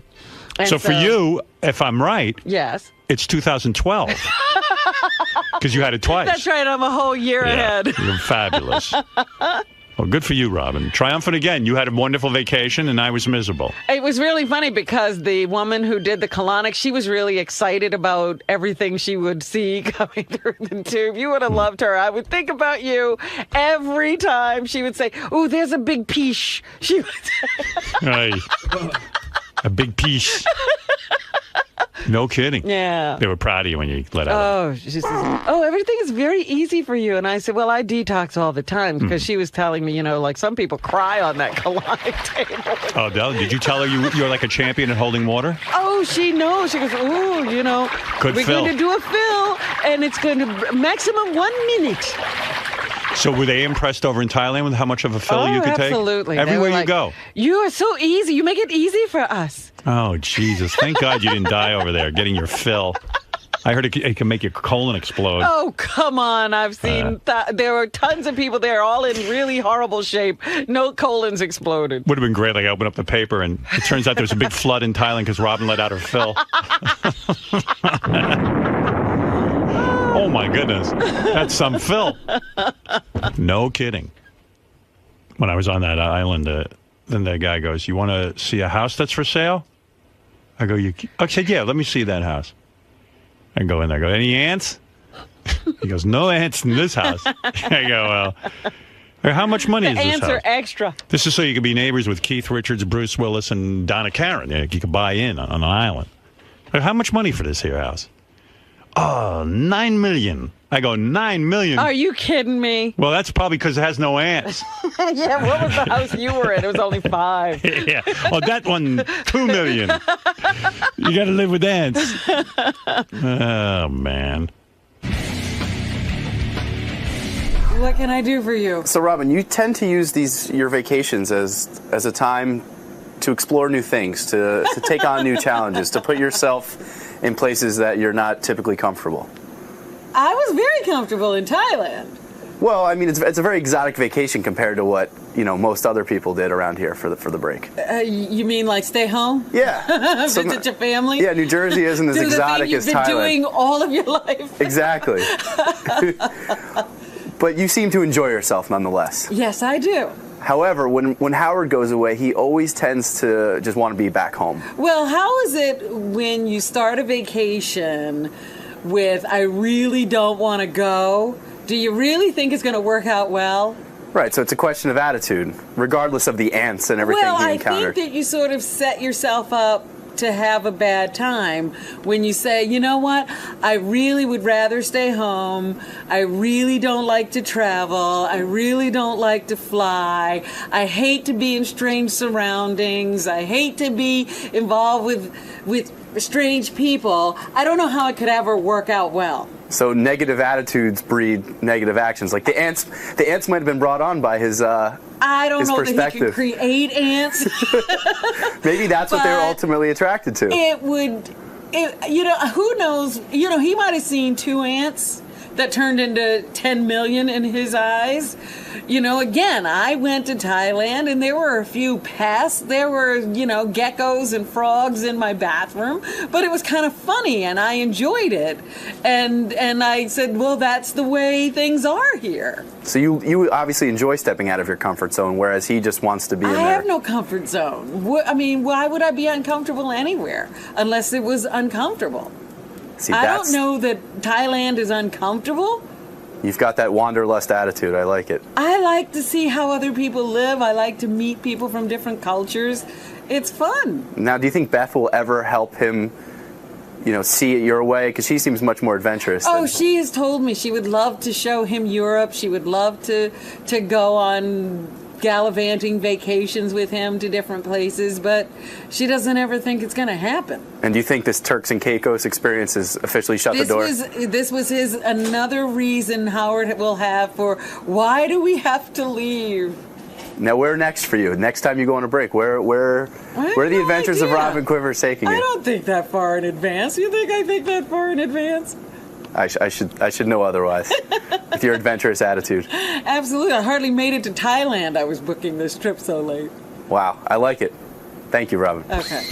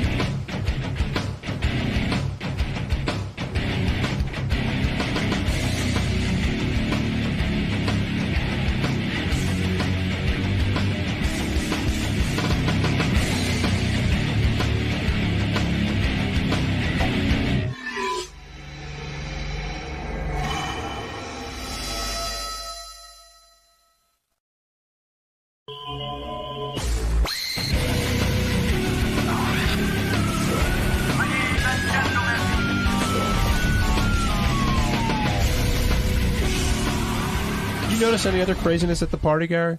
I missed this. What was it? This Ganji Steve screaming match. This. I'd like to actually know a little bit more about it. I heard Steve Langford mention it in the news. Yeah, I heard all and about it. I heard about it. I think when I called, I think I might have called John or somebody, maybe Ross, and I said, "So what happened, Steve?" I don't think anybody was there at the time. It was like me, Will, and someone from Laura's office there at the time. It was the end of the party, Which was around what time? midnight, I guess, 12:30. I don't know. It gets hazy, but I was wearing that gray suit with the red tie. So as I said to you, I mean, we were saying Pee Wee Herman was being floated around quite a bit. But so the end of the night, we're sitting there, and Ganji makes 5 or 6 comments that I just ignore. I don't even say anything about them. And then on the 6th one, I just said, "Hey, Ganji, you made the joke 5 times. Now, why don't you let it go?" And he makes another one. And I said, "Hey, Ganji, you know what? I don't really like you, and you keep making these comments, and I'm trying to ignore them." And he makes another one. Now, Will is dying laughing while this is going on. Which doesn't help. No, which doesn't help. But Ganji thinks what he's saying is really funny. So now I start getting mean, and I'm like, "Ganji, Will's not laughing because he thinks you're funny. Will's laughing because he knows how much I hate you and that I'm getting bottled up right now, and you keep doing this." And he kept doing it. So then I got up and got in his face a little bit, and I was like, "Ganji, just walk away. Really, I don't like you. Like, shut up, And he just kept going, and then so I walked away. Ganji, what did you say to Steve that upset him so much? I don't even know, and Steve should just grow up. He's acting like a little baby, and that's the biggest problem here. Let's work this out. Come on, man. He's a little baby. Shut up, Ganji. I was trying to be adult about it, but you know what? You weren't, so fuck you. I don't need your shit. You were the one, Ganji. Was I sitting there minding my business, or was I talking to you? Was I provoking you in any way? I didn't know you harbored these ill feelings towards me. Well, I told maybe you should you. have said something. No. You said something when you were all drunk and obnoxious. Maybe you should have said something a little bit sooner, and I wouldn't have said anything. Excuse me, I wasn't drunk and obnoxious, Ganji. Yes, you were. kept You were making drunk fun of and me, and I obnoxious. politely and calmly, as will point out, or Rich will, I said, "Ganji, please stop." I thought we were friends. I didn't realize. Oh, and then I was not your told friend. you before things got out of control that we weren't, and you continued. Yeah, but we were just busting balls. No. You were busting balls. I was saying, Ganji, I don't like you. Stop this. We were all busting balls. It wasn't just me. Everybody, we were all busting each other's balls. We just said there was 3 people there. Will, who knows I don't like you and is an asshole like that and tried to provoke the situation, and you. You know what? Then he did a good job. So what? You know what? Then he did a good job. He provoked the situation. Yeah, and I was telling you that that's what he was doing. I'm going, Ganji, he knows I don't like you, and he knows I'm going to flip out. And you just kept laughing and doing it. I didn't know you didn't like me. And I told you right then, Ganji. Calmly, I said, "Ganji, I don't like you. Please stop this." And then I said, "In fact, Ganji, I hate you. Please stop." 60 in 2 seconds. You you went straight from, Ganji, stop. I don't like this. I let you say it 6 times before I even mentioned anything, Ganji. Well, how am I supposed to know you didn't like me? If you didn't, why didn't you say something 6 months ago? I just said, why? I never even see you, Ganji. Who cares? You know what? That's the thing. You should have opened your big mouth. You're a big pussy. And you sat there for a year saying you didn't like me to everybody else except me. No, just to Will, my friend, who I sit next to every day at work. Ganji, we were doing fine with you not knowing that I don't like you. All right, so why would I say anything about it? You did like me. I would have never talked to you at all. I would just walk by you in the hallway. Okay. I would say, "Hey, Steve, how you doing? Hey, Steve, good morning. How's it going?" I don't do that to people who don't like me. I tuned into the wrap-up show yesterday. Did you hear any of it? No. You know Steve Brandano, who hosts the Intern Show? Of course I know Steve. He hates Ganji. I didn't know What this is was. that all about? There's like a huge thing going on, and I was like, wow, Steve Brandano has a lot of thoughts about people. And why does he hate Ganji? From what I understood, Steve feels Ganji ridicules him and then doesn't stop. And he doesn't want to be ridiculed by Ganji. Which is funny. Nobody calls Mike Ganji Mike. They call him Ganji. Ganji. What is a He's Ganji? become a Ganji. Ganji. So I just thought it was interesting. Like, I never know about these fights. That's why I have to continue having this Christmas party every year. Something good comes out of it every year. Things come out of it every year, yeah. Last year it was Benji's girlfriend was wild. You know, we all thought she was wild. This year Steve Brandano has a feud with Ganji. Who knew? And how long has this been going on? I don't have a feud with Ganji. I just don't like Ganji. Yeah. But how long has that That's been it. going on? I haven't liked him for, I don't know, a long time. I don't know. You didn't hear them going at it, but here's what happened. So at my party, Steve decided, to be fun and dress up with a suit and a red tie. And Yeah. a couple of people said to him, "Hey, you look like Pee Wee Herman." And, Steve thought it was funny. And I agree, yeah. Then, of course, Ganji, being so original, comes up to Steve and goes, "Hey, you look like Pee Wee Herman." Does Ganji know he's hated by Steve? Well, he didn't know this. And so a couple of times, Ganji keeps saying it over and over again, evidently, at the party. And so Steve finally said, "Mike, I don't like you. Please leave me alone." And Ganji, I guess, was drunk and didn't really understand. He didn't get it. He didn't get it. He was like, wow, he just kept going on about how he looked like Pee Wee Herman. And then it came out on the wrap-up show that Steve hates Ganji. Like, just dislikes him. Oh. And it was kind of funny because, no one really dislikes Ganji. No. I'm not thrilled with him, but, nobody really dislikes. But, like Steve he's just rubbed the wrong way by Ganji. Wow. It's pretty interesting. Like that, I would never pick, that scenario. You summed it up very well, though. That's exactly it. Yeah, well, I got to the bottom of it because I was intrigued when I heard them on the air. Yeah, I understand JD not liking Jared. Right. But That's I don't understandable. understand this. Yeah, but it's not the same thing as JD not liking Jared. You were completely unaware that he didn't like you. Absolutely. When did you first start really kind of disliking him? At Will's wedding. What happened there? Now, I had just broken up with my girlfriend, and at the time, I guess at Will's wedding, Ganji and I were really the only single guys that were there. Right. And so we went to a bar. And up until this day, you didn't have any feelings really about him. We never even talked. Right. We work here, but he works at TV. I don't really ever see him or talk to him. And so, I don't have a relationship with him at this point. Right. We're the only single guys after the ceremony, so everybody's way drunk now, but we went to another bar. And then I get to, and Ganji's just, going at me about how, I don't know, he's gonna pick up women and, I don't know, What? he was just, I know what you mean. He was because just getting on me about it. When Ganji was younger and I used to see him more around here now I've created a job where I don't have to see him. He used to, we'd have Tori Spelling coming up, and at the time, Tori was on Beverly Hills 90210, and this was his dream girl. Yeah, and he'd always say to me, I can get her. If I could meet her, I could get her. If I could meet her, I can get her. And meanwhile, he was getting no one. He didn't get anything. And that's the thing what Robin said about JD and Jared. It was if Jared was saying that to me, then I could be okay. But this whole thing, what? I don't even remember. Was he bragging to you? No, he was just more making fun of me. He wasn't even saying I'm a ladies' man. He was just making fun of me. And I'm like, what is planet this? do you make You're fun of 15 me? years older than me. You're 200 pounds fatter than me, and you're making fun of me. And what was he making fun of precisely? That you were alone at the wedding? Yeah, I can't remember. It was just because it was probably nothing. That was the thing. It was probably a nothing comment that in his drunken mind he blew up. I keep saying in my drunken mind, I'm blowing up right now, Ganji. It has nothing to do with being drunk. He's sort of I know, but you can't even remember what I said. That's the thing. It was from 3 years ago. He's saying the gist is that you're arrogant. That, in other words, for a guy who doesn't get any pussy, you're always sort of I'm a good-looking guy. Honestly, do I ever do that? Listen, ever? Yes, I don't you know. do it all the time. I was a goof with Tori Spelling. No, but you've done it with 50 other years girls. Ago. No, I know. I really spend don't. time with her, I could get her.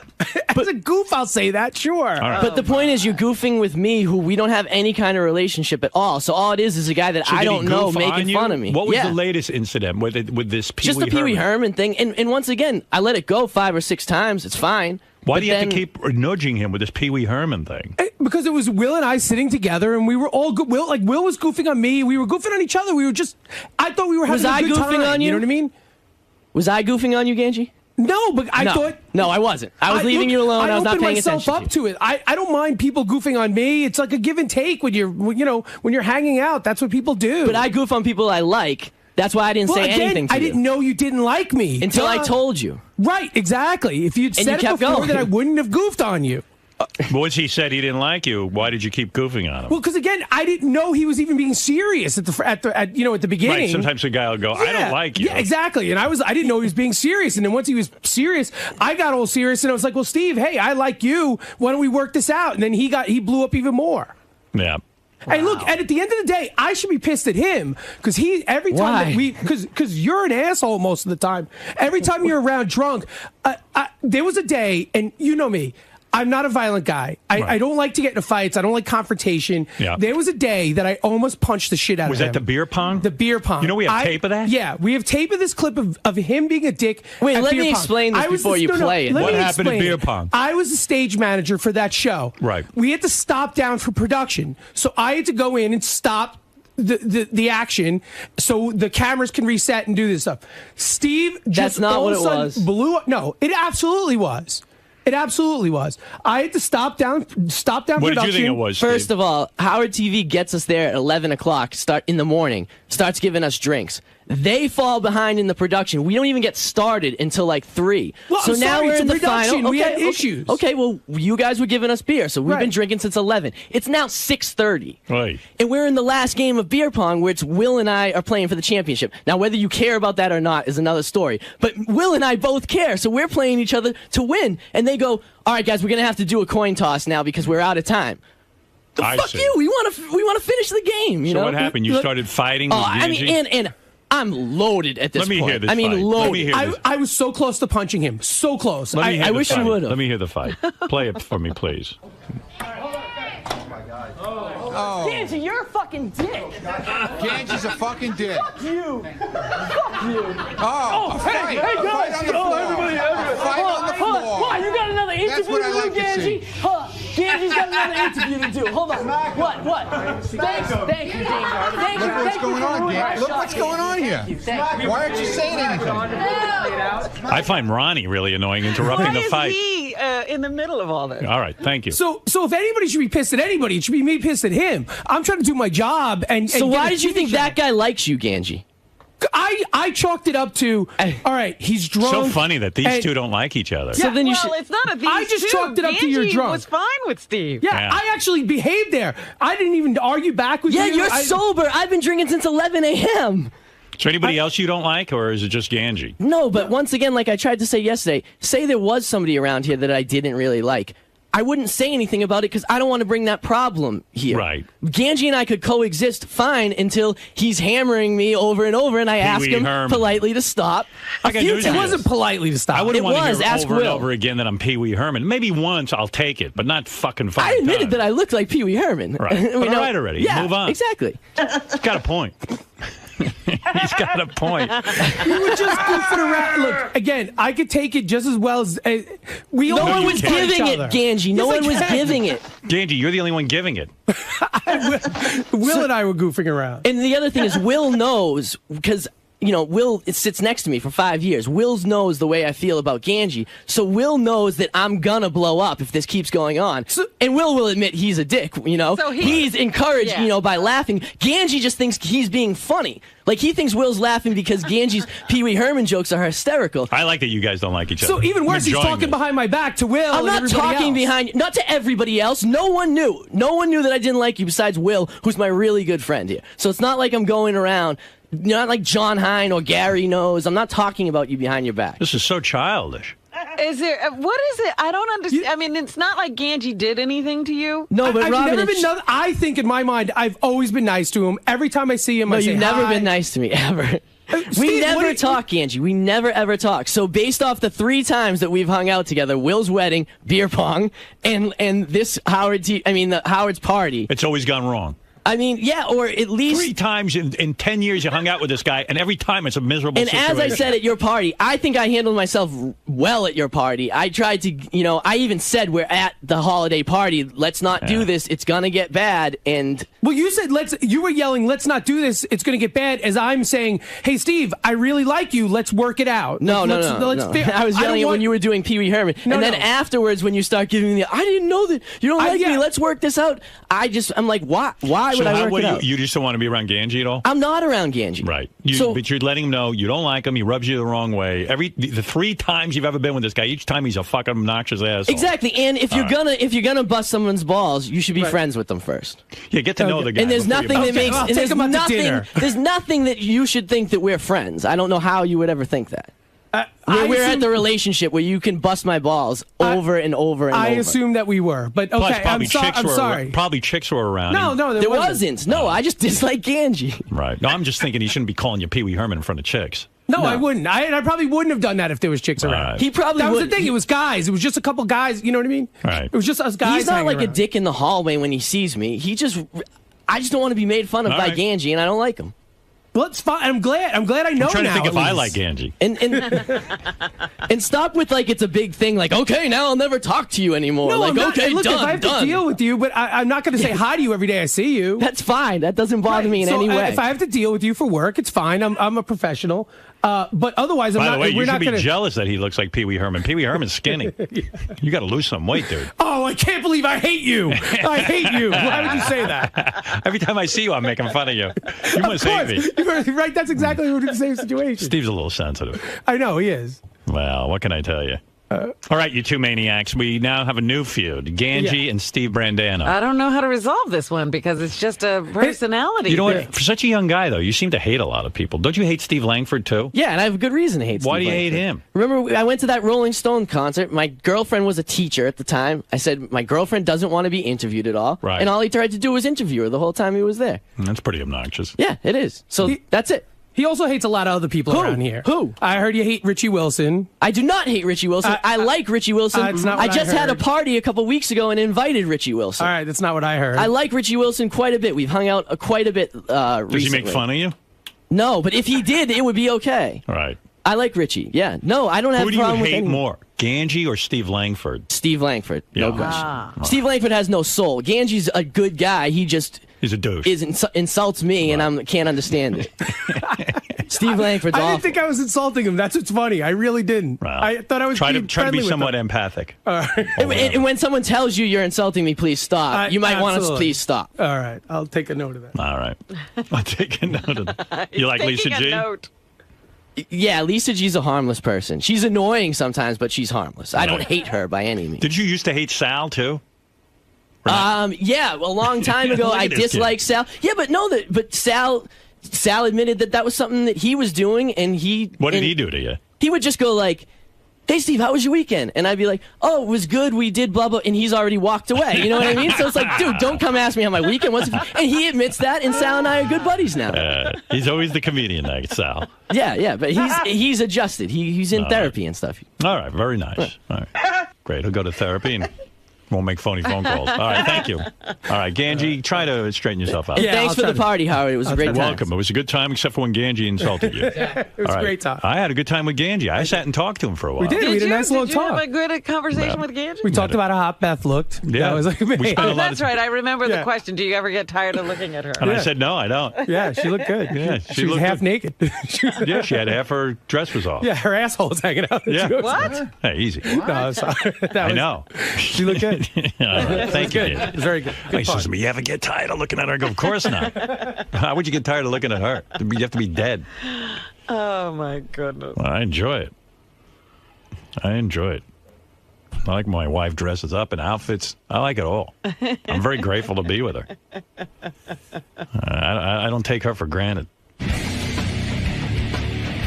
Steve, Yes. did you see the other side of this issue while you were talking to Howard just now? No. What's the other side? No, that, he brought up all these people that, you dislike. Are you... That's not true. He brought up Steve Langford, who I dislike, who I've admitted to. There's nobody else that I dislike. But he was pointing to the fact that maybe he even said it, maybe you're too sensitive. Do you see that at all, or do you think these are all yeah, valid? no, I think I could be sensitive. Yeah. But the point, Greg, is please stop. Don't do this. This is going to get bad. I don't know how else you handle that. You know? You can And only that's the warn way I someone did it. so many Yeah. times. Yeah. So, I may be sensitive, but I don't think... there's plenty of people that I'm friends with that have said way worse things to me than Ganji have, and I'm still friends with them. So I'm not that sensitive. So again, that argument, everything seems to be out on the table now. There doesn't seem to be any discrepancies about, where each person was coming from. But yeah, no, it seems like, all right, look, I know he hates me now, which is fine.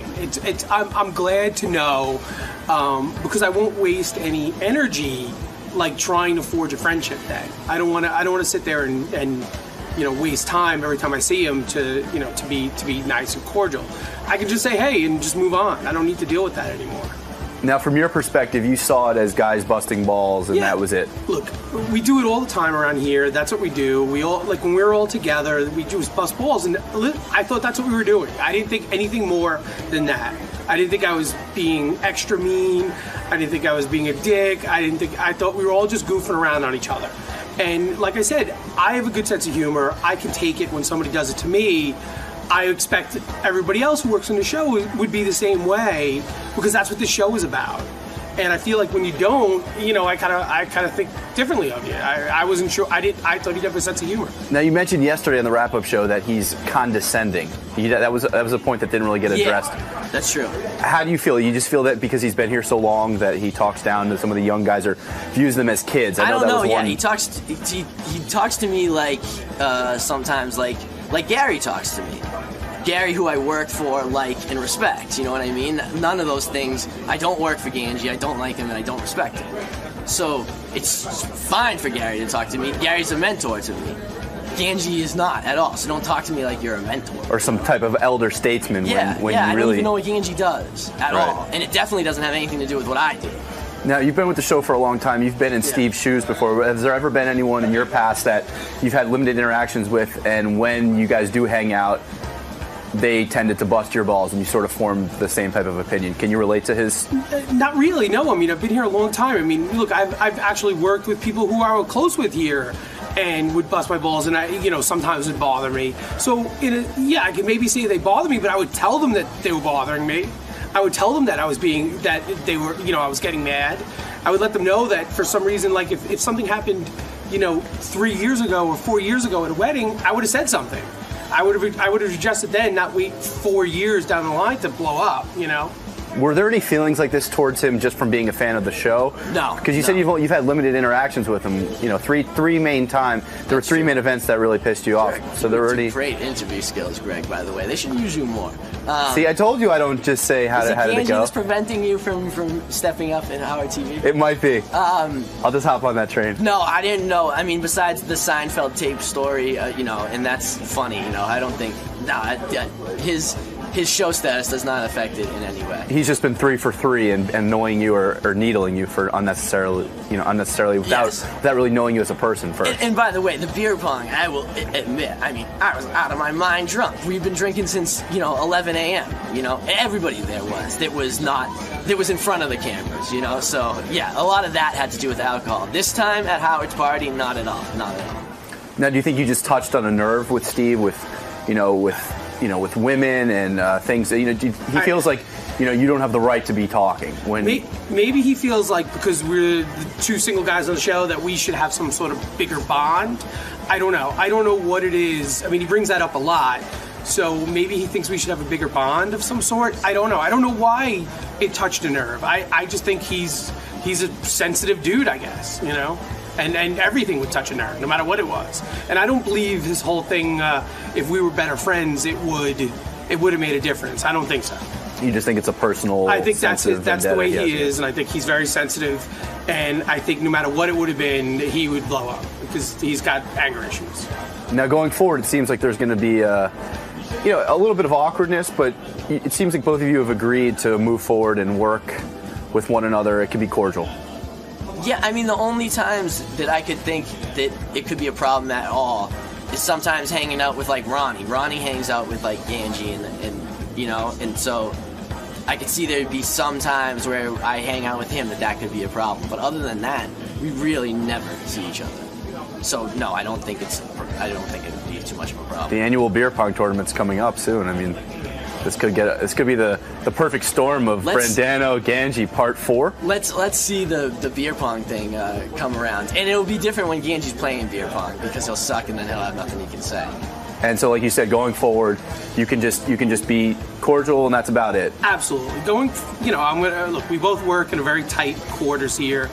I'm always going to be cordial and professional, but I'm not going to waste any time, ever talking to him or having a personal conversation with him. It's just not important to me now. Do you foresee in a situation with drinking in the future in a social gathering, Ganji Brandano Part 4, or is this no, because I wouldn't even include him in in a conversation like that. So it just wouldn't. It'll probably never be set up like that again. So no. Just stop it, Can. Just stop it. I don't I'm want sorry. to hear it. No. Sorry, man. I told you to stop. Stop. Stop talking to the camera. Why can't you do that? Once again, I think that's my main thing. I think that's the thing that makes me so mad. Is like a unattractive large guy is making fun of me. And I just, and like, it would be the same thing. If you just beat somebody at beer pong, and then they're making fun of you, that's my whole thing. That's what I can't get around it, you know? It's like Ganji was some Philadelphia kind of fans, you know? stud. It's like win something first, then talk. Philly just won the World Series, so I'm not going to put down the great state of Philadelphia. City of brotherly love. I will always put that city down. But I get it. It's like if you're no Brad Pitt yourself, what are you doing criticizing Yeah, me? you know, that's what I was trying to say. Like, if Jared was making fun of me, okay, he's got some piece of ass on his arm. I get it. Right. But what the fuck? Right. By the way, that Jared, he just keeps getting more handsome. He does. Oh wait, is this still recording? He does. All right. And we'll end it there. Okay. So the Cold War has begun. Yeah, exactly. It's not even a Cold War. I'm not going to be cold with them. I'm just going to be indifferent. How about that? The indifferent war. Yeah, the indifferent war. I'm just gonna, I don't care enough anymore, and that's fine. There's enough people around here that I'm close with that I don't need to be close with anybody else. So, look, I originally wanted to solve this problem and make good because I don't want to be mad at anybody. I kind of feel like this place is like my home and my family. I don't want to be be mad at anybody here. So, and he just didn't want to deal. So, the ball's in his court, I guess. If he wants to deal with it, then we'll deal with it. If not, it'll just go on like it is.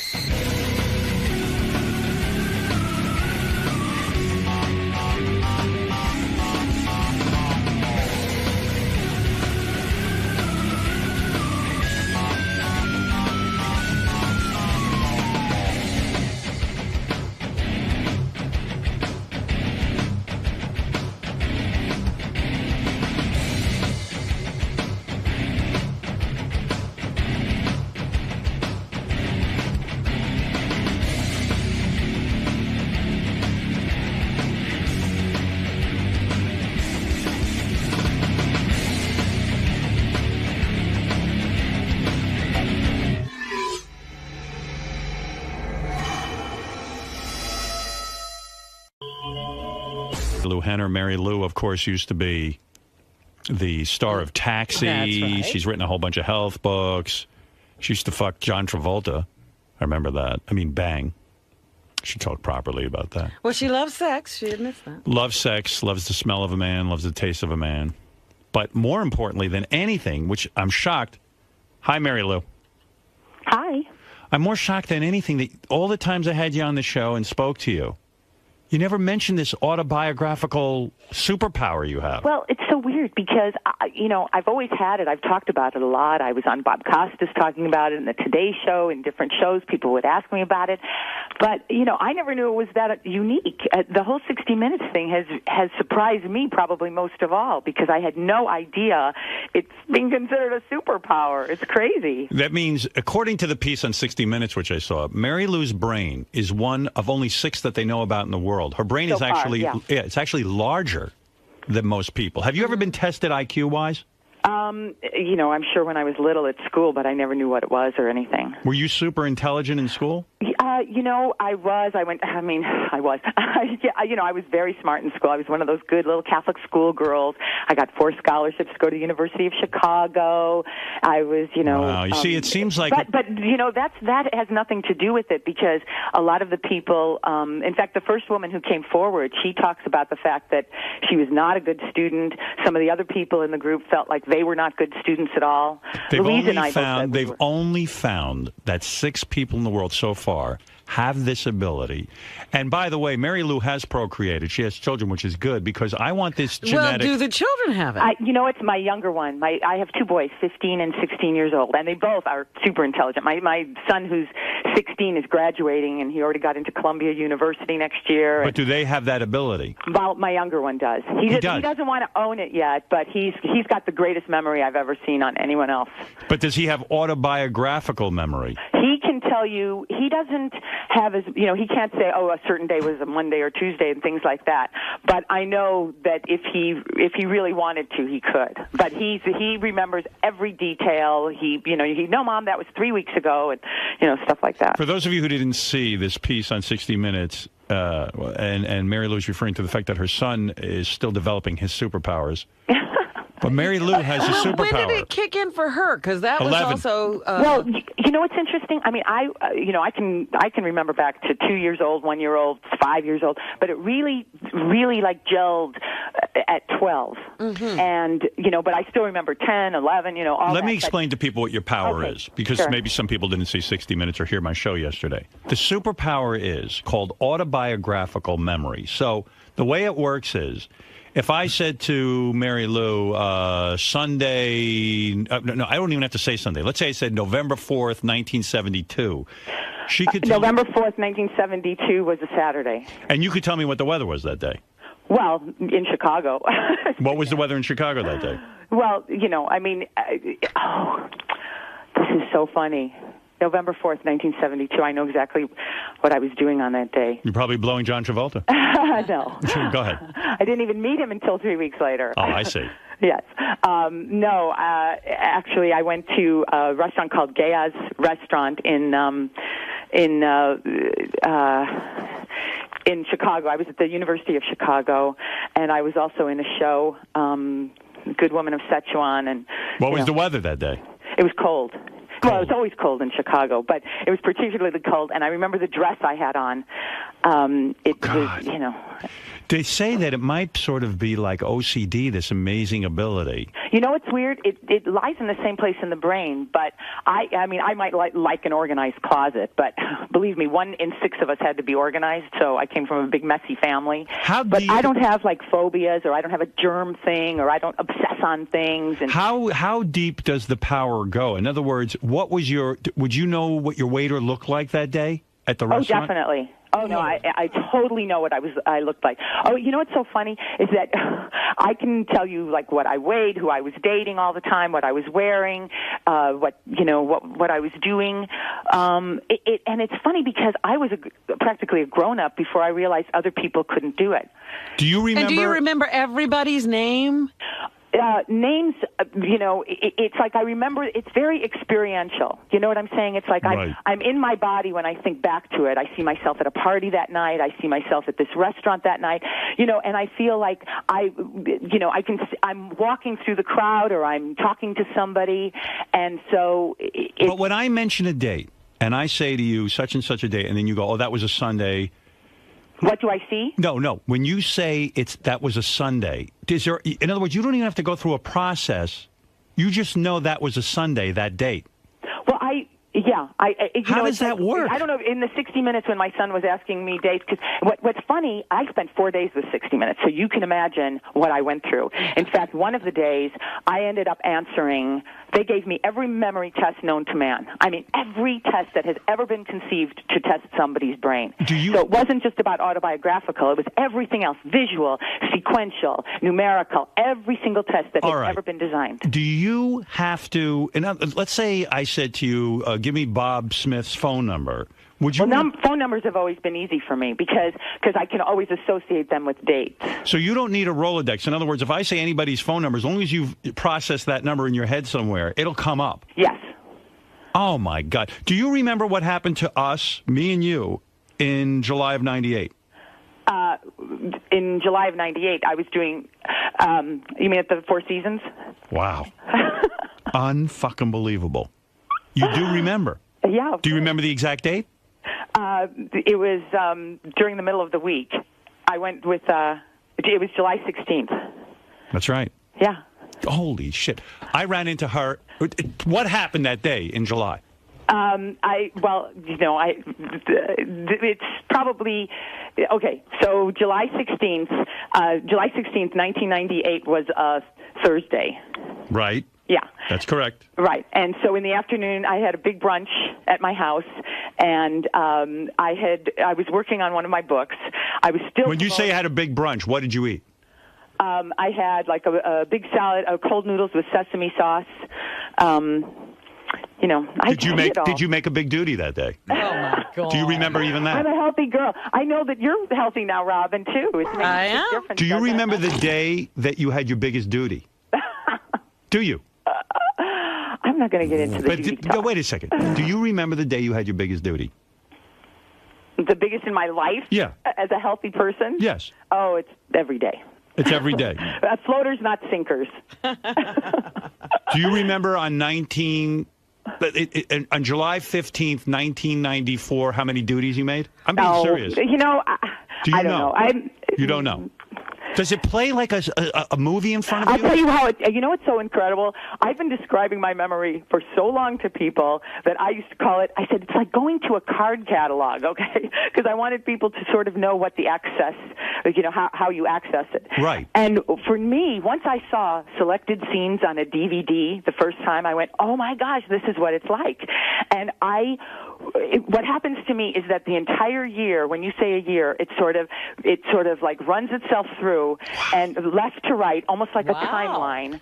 And I see all the little selected scenes of the year, like in a calendar way, but more next to each other, not in a page flipping way. I see it as a blessing, but Robin was saying yesterday it could be a curse, and one of the people in 60 Minutes didn't want to come in, sees it as a curse because they can't even forget. I would think it would be a blessing in my life because, like, I do routines about my parents, let's say, that like this morning.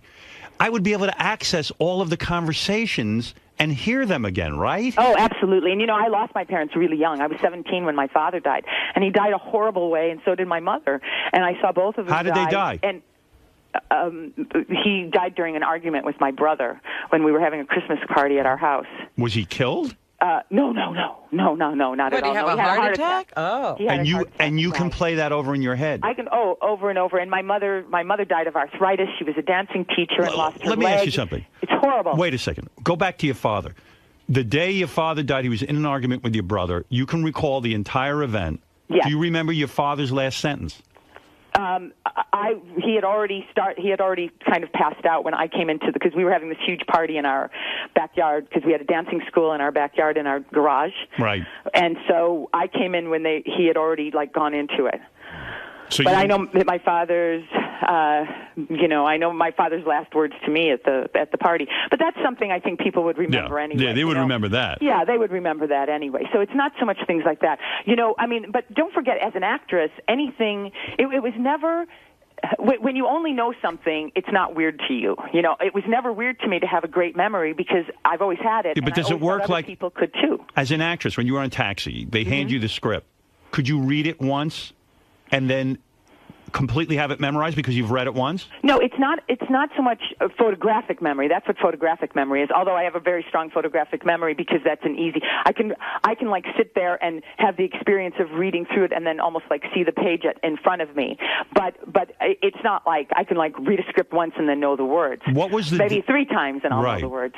What day was it that you first saw your first pubic hair down there? Oh, stop.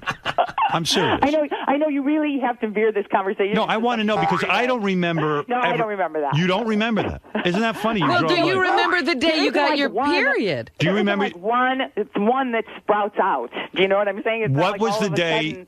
You go ooh, that's it. Stuff like that. What was the first day you had an orgasm?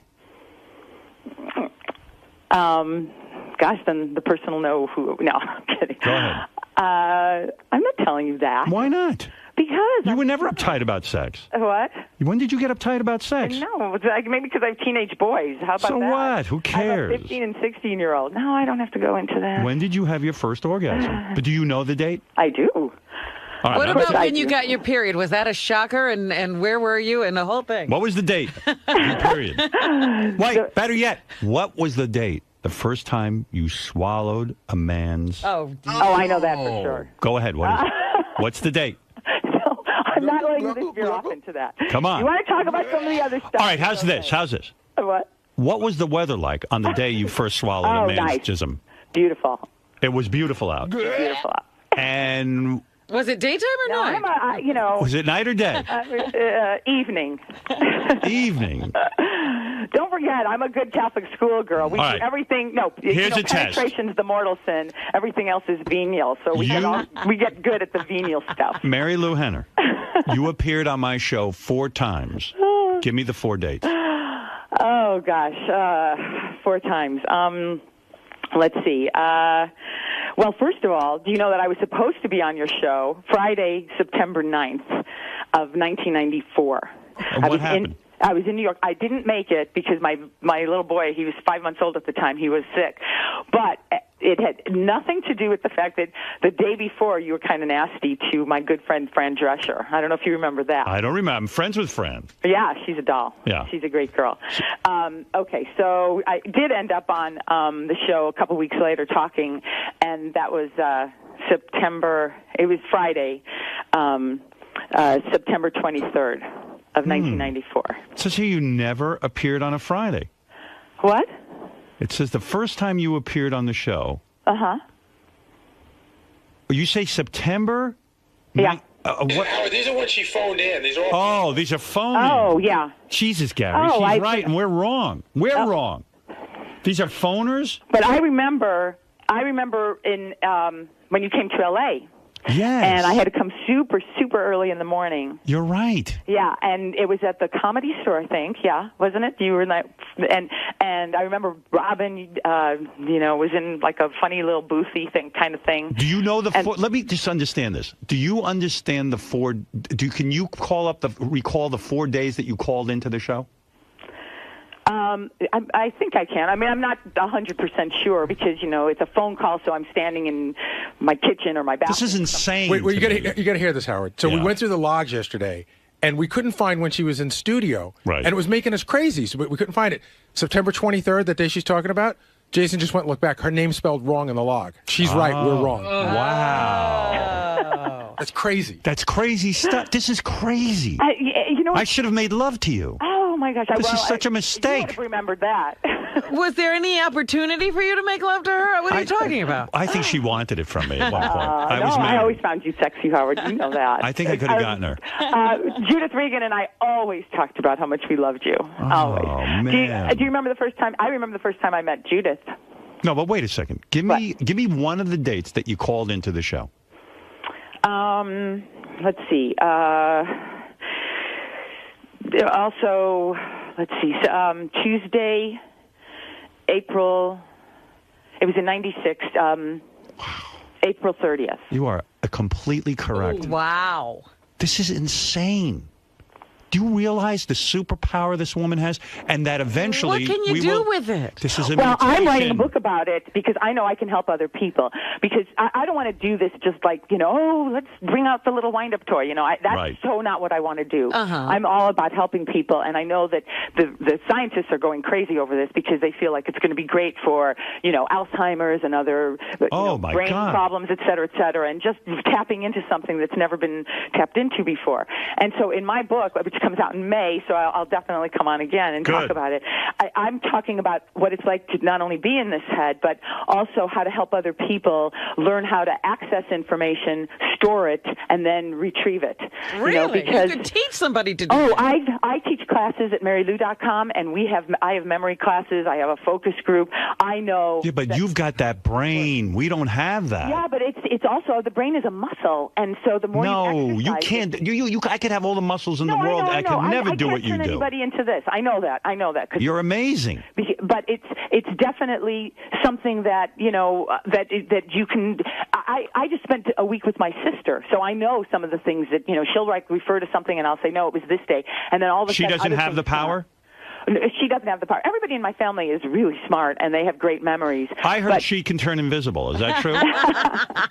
You got the memory. She got invisibility. She got invisibility. Oh, that's a nice one to have. And her dad used to be able to run really fast. Oh, my gosh. That would be your favorite. And your mother died horribly, too? Oh, my mom was a dancing teacher. We had this dancing school in our backyard with 200 students between the ages of 2 and 80, including the nuns who came over for stretch classes because we lived next door to a Catholic church. Yeah. And my mom also ran a beauty shop in our kitchen with 25 women from the neighborhood. No wonder she died young. She was exhausted. Yeah. And so anyway, so she was incredible, and she had this dancing school, and then after my father died, the stress just took over her body, and she ended up having horrible rheumatoid arthritis, and she died from the complications of it and ended up losing her leg, and it was terrible. Awful. No, terrible ways. And my parents were fabulous people. They created created this environment for our neighborhood that people still talk about today. You know, it was just this little like gem right in the middle of all of it. Hey, baby, let me ask you something personal. How are you holding up? Are you looking good? Oh yeah. Body still tight? I'm going to be on the Today Show tomorrow, and then next week I'm a judge on the Miss Universe pageant, and then I'm coming back to New York to do The View, and then is the body holding up or what? What? How's the body look? Good. I should come in and see you when I come back to New York. You're not kidding. With these new superpowers, I can't get enough of you. I'm totally turned on. It's so funny. And you're happy too. I'm happily married now too. 4 times, the love right? Of my life. Weren't you married like 4 times? No, 3. But 3. It's because I was waiting for this one. I've known Michael since the first year of college at the University of Chicago, but he was my college roommate's boyfriend. This dude she married, she took her from her college roommate. No. Number one. How about Mary Lou is like sexual dynamite. She's sexual dynamite, but I'll tell you what a good... Sexual napalm? She's sexual napalm. Hey, she loves sex so much, Mary Lou Henner. I hope she doesn't mind me saying this. She even told me she loves the smell, the taste of a man, right? You that's love... in my book. Yeah, I do. Oh, and she made love to almost everyone on the show Taxi. Except Danny DeVito. But she found him sexy. 5 years, and we worked with 77 guys all day. Come on. Well, listen 2 to out this. of 77. She banged Travolta. She banged Tony Danza. Who evidently is an animal. He would have sex anywhere and do animal. Why was he such an animal, Mary Lou? I don't even remember. It's that energy. It's that Tony energy. But, you know. He banged you in weird places, right? Yeah. In the butt? No. No, not the butt. And also, she made love to... Now, okay, you get Travolta, you get, Tony, but even Judd Hirsch, she fucked. I mean, banged, I excuse me. adore Judd. They were, these were great guys. What was the weather It was the like 70s. under Judd Hirsch's balls on January 12th, 1984? Oh, I wasn't with him then. Wow, the I don't memory know. on you. And you remember every sexual moment, right? I mean, it all plays out. It's all, well, see, I really believe that because a person has been through their lives, it's in there somewhere. That's why people, when they get lost or something, or some kind of change in their body or whatever, certain memories come back because it's all stored somewhere in our muscles and in our psyche and our hard drive. That's what hypnotists will say. Yeah, if you really take a person back to the day, you can walk them through it. Just like they're there. The experts say that we only access not even like 10% of our brain power. Right. So I know. believe what Mary Lou is, she is one of those people that she is what she we're going to look got an like. extra couple of percent. She's going to look like what we do in the future. And that she is the beginning of a mutation in the human existence, that eventually we will have these superpowers. Oh, I'm excited about that. Compared to her, we're like Gary the retard. We're Charlie when he goes back. Right. We're retarded compared to her, but we have this. She is the future. Don't you see? Well, wait a minute. Let me just ask you something. We're Are you frogs. Excuse me. Are you plagued by any of these memories? Are there things you would rather not have in your head? Really not, because you know what? This is first time she met me. Wait, what did you say? I said the first time you met me. Oh, well, you know what it is? It's like this. It's like if you process it in some way that it's just part of you. It doesn't become this like crazy emotional boogeyman. Like, oh, I don't want to look at that. I don't want to look at. When you do that, then it really has power over you. Well, the reason I ask is because people who have something really traumatic happen to them, they already are stuck with that memory, and sometimes they can never break out of it. Like it marks them for the rest of their lives. Right. Like that could be dangerous in a memory like yours. Like mine. The most tragic things certainly have been what's happened to my parents and things like that. Right. But but because it's such a part of me, and there are like lessons to be learned from things, and I just never, I can't say that anything so horrible to me happens that I would want to block it out. So maybe other people feel differently. I don't know. I'm not in their heads. But for me, even the most horrible things that have happened to me, it's a part of my life and part of my story. Do you ever lose your keys? Is it possible for you to lose your keys? No. You know what? I could be like, where did I put them? And then I'll just retrace, and I'll be like, okay, that's where they're going to be. Wow. So ability. it's like that. I mean, this is just unbelievable to me. Thank you. Do you think your powers go so deep that, like, have you ever witnessed a crime, but they needed to know, like, a person who was standing in the background and you could draw up the whole picture of what was going on? That's never happened to me, but yeah, I could probably do that. I was involved in a deposition, and because of the details of my observations, they would throw the whole case out. They changed because my deposition was so like crazy thorough.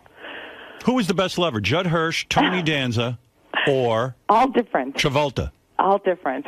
Very different. And I have different relationships with those guys, of course. I mean, Johnny and I practically grew up together. Do you know how many times, do you know every date of when you had sex with John Travolta? I know every date that I spent with anybody in my life. Wow. Let's put it that way. Do I sit and calculate them constantly? No. But could I, it's like, this is what's interesting about thinking about anything. What was the weather like the first time you made John Travolta, when you first made love to him? Oh, seriously? I know. It was actually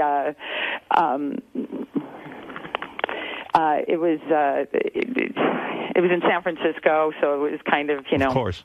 Yeah. So it was like It was San overcast. Francisco type weather. What? Was it overcast? It was overcast. Yeah. It was the evening. It was evening. Oh, okay. You know what? I'm wondering when she, pleasures herself. You can just go. You just don't have to take a magazine. You can relive an entire Is that true? sexual Come on, experience. but don't other people? Not in your detail. No, not the way you can. It's like a porno movie in there. Really? Oh, Yeah, it's unreal. like, but you know what's so funny? Because a lot of people, when they remember things, especially now, because of photographs or because of watching themselves from a video, when they look back on a memory, especially if it's sparked by any of those things, they see themselves in third person. Right. Kind of the way Scrooge did, where he was looking through the window and watching himself. And that's what you see. No, not me. I'm in my body. In it. She's in it. That's what I'm Wow. saying. She can in my body looking relive the whole experience. I see. It's like time banging travel. somebody. What is your earliest vivid memory? Like, in other words, can you remember back to when you were 2? Oh, younger. Not in. You don't remember in utero. In utero, no. What is your first memory? Like, how old are you? I'm around 18 months. And what's the memory?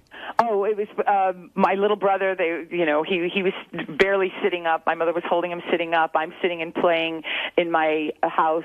And in the apartment, we lived in the old apartment then. Can you remember the conversation around you? No. I just remember certain visuals from that apartment. And you don't know the day or anything. I do remember one of my first really strong memories, but I know it because my sister was born on that day. So that was Monday, September 27th, 1954. When Judd, all right, go back in your memory. Judd Hirsch is going to put his penis inside you the first time. What type of condom does he put on? Or does he? Talking about that. Listen to me. I need to know this. You have no ability to resist my question. Oh, well, find one I can't resist. Come on, You seriously. can ask me about my husband. Oh, I'll tell you why you're a good woman. I'll tell you. I heard a wonderful story about you. This new husband that you have. Mm-hmm. This guy had serious cancer. 2 of them, yeah. And she married him during his cancer. Wow. Well, what happened was, we got together, and 2 months into our relationship, he was diagnosed with 2 cancers. Most women would have split. Wait a minute. A lot of people said that, but not me. Oh my gosh, split. What kind of Finally cancer? With the love of my life, and it's like, oh my God, failure's not an option. I'm going to take him all over the country to meet every doctor I know. What was his cancer? He had bladder cancer and he had lung cancer. And lung cancer. Mm-hmm. Was but he he's totally in remission Was now. he super rich? No, not at all. He's got a great company. Do you know the company Brown Trout Calendars? No. If you have any kind of animal calendar or, Audrey Hepburn or Outhouses or 2 of his calendars were featured on Ellen, the Goats and Trees and Outhouses. Isn't it funny that you're attracted to a guy who's in calendars? How crazy Like is you that? don't even need one. No, I know, nobody can believe it. They said, "Oh my gosh!" But I've been secretly in love with him, since I'm 18. Yes. And what was the weather like when you first made love to him? And what was the date?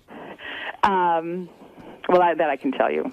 Good. That I can tell you. That was March 3rd, 2003. It was Monday. First time you did anal, what was it? Oh, God. You got to adore come my see me. husband. He's the love of my life. My whole life lined up for us to be together. So it's great. Didn't you think it was interesting on 60 Minutes that when she asked the question about it was what was so interesting is that it's 3 men and 3 women. Right. The 3 men are left-handed. The 3 women are right-handed. I mean, they did every kind of genetic testing, muscle testing. They tested us forever. Yeah, they wanted to make sure it wasn't a fraud, and it's not. I mean, No, this is the real deal. By the end of I told you I spent 4 days with them. By the end of my day of testing, of question testing, I had answered over 500 questions. Good Lord. And they found things from all over, and it was just like, they have a test. One of the tests that they do has 60 questions to it, and most people get 0 to 3 correct. And I got 47. Wow. And the ones that I didn't know never crossed my radar, couldn't associate them with anything. And that was just like that was like a memory test. It is for amazing. Dates and stuff. It's amazing. I'm amazed by it. You know what? I think a lot of people will come forward and they're going to find a lot more of us. I mean, a lot more. I'm sure. I'm sure it's not as phenomenon. I'm going to pick a random date. This will be the final question. Okay. All right. I'm going to pick a random date. And you tell me what happened on that day in history. Now, I don't know. I mean, I'm not like a history I don't mean buff. history, but tell me what happened to you that day. Maybe something phenomenal happened that day, or maybe it was just an ordinary day. Because it is autobiographical. That's doesn't right. I necessarily have understand. to do anything with history. Because there are a lot of people who are on the autism spectrum who, and I have none, I'm not on the autism spectrum at all.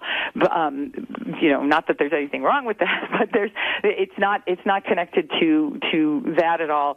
There are people who have Asperger's or autism, and they, you can name a date, Right. in his, like in the 1200s. What happened to you on the 15th of August, 1975?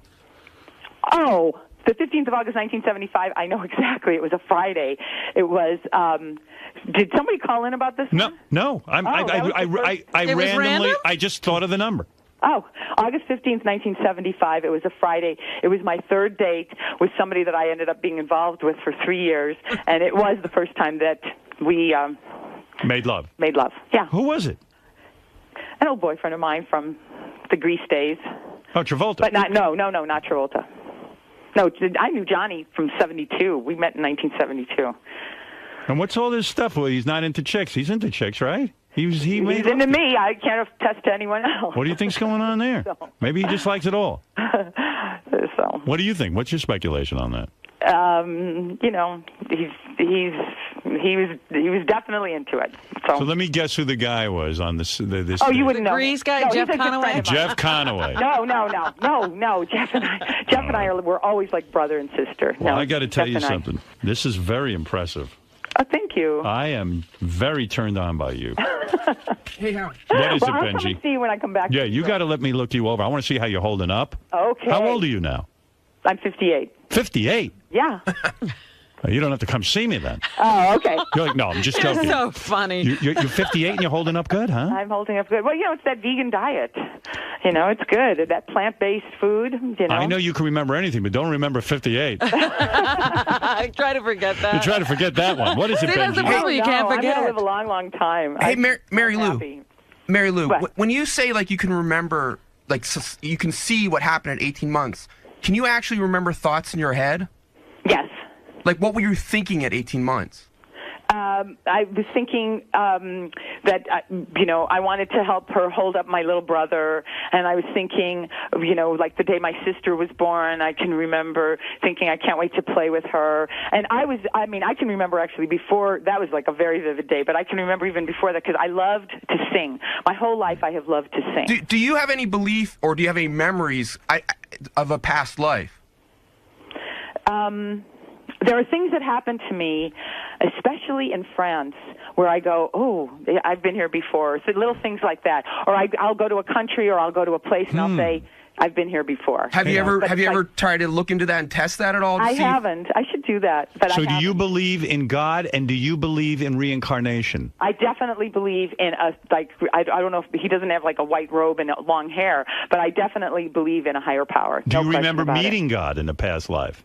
Well, I was definitely the kid sitting in church who thought she could see the statues breathing. You know what I'm saying? I feel like. Well, I think you're just I've always Meshuggah. felt very connected to in a spiritual way. So I am very curious about all of this.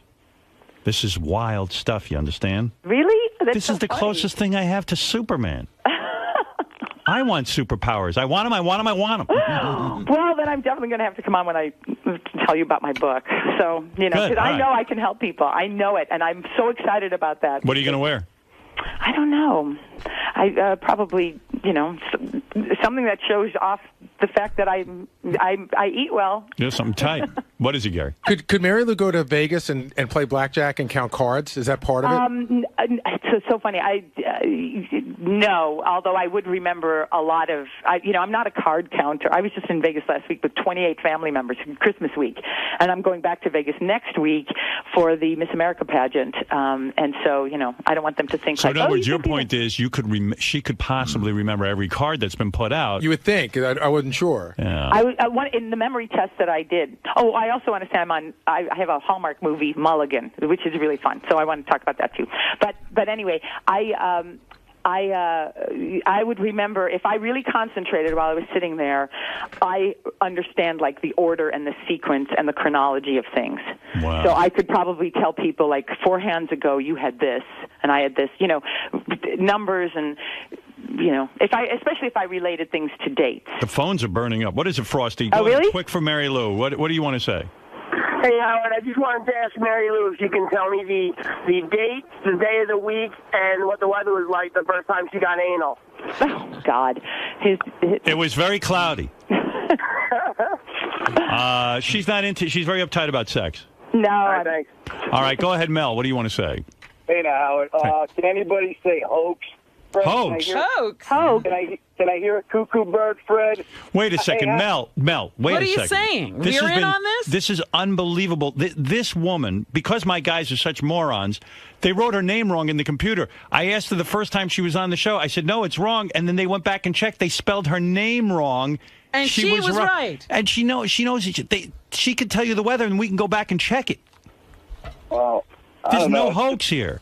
It just sounds fishy, and It does sound fishy, but it's real.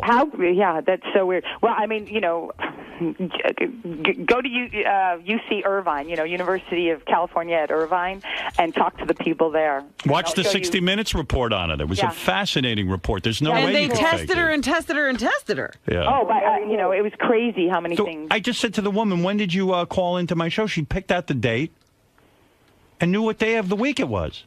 Well, that's fascinating, but will she ride the Sibian later today? Yes. When she comes in, she'll be riding the Sibian. Thank you. Oh, my God. Yeah, Mary Lou, you got to get on that thing.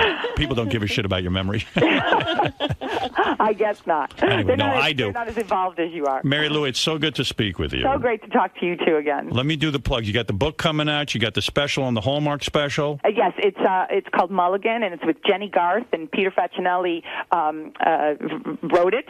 Okay. And I have a movie this summer called Vamps with Alicia Silverstone and Sigourney Weaver, Richard Lewis, your pal. Right. So, All right. all good stuff. And, Good. And come see me at marylou.com because I teach classes and I'm in the chat room and, talk to people all the time. Any pictures?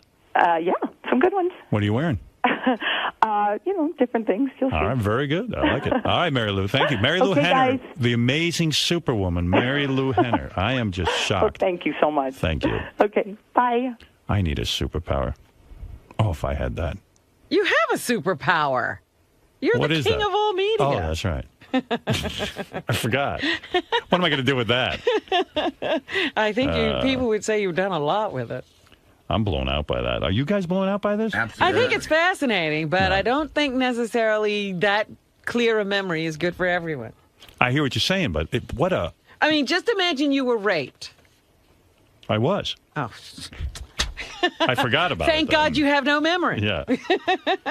Well, you're right. I mean, you would relive that over and over and over. Right. It would be horrible for you. But she describes that you have to access that. But then she probably would be focused on it. But that's the point. Mm-hmm. When people have something traumatic like that happen, the thing you want them to do is try to forget it, lessen the sting, and these Block it out. people would have such detailed memories I want it. of it that it would be just horrible for them.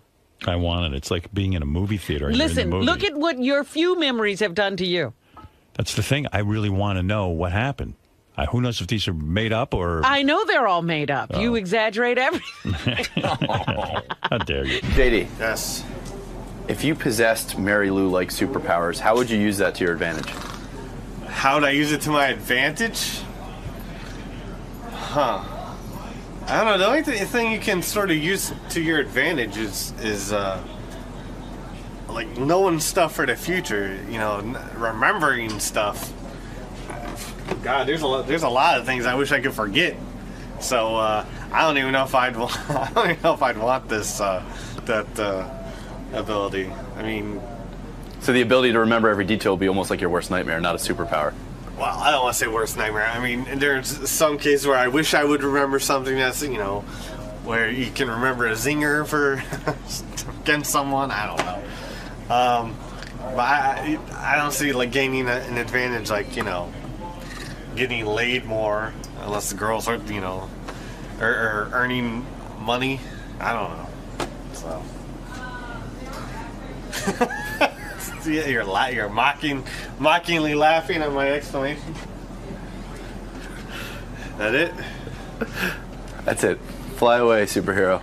Jason, if you possessed Mary Lou-like superpowers, I kill myself. I'd be dead. Listen, all I do is remember the bad shit in my life anyway, and I fucking torture myself by thinking about it. And then if I had that, where I could like pull up conversations and hear them word for word in my head, I fucking go nuts. I do that already.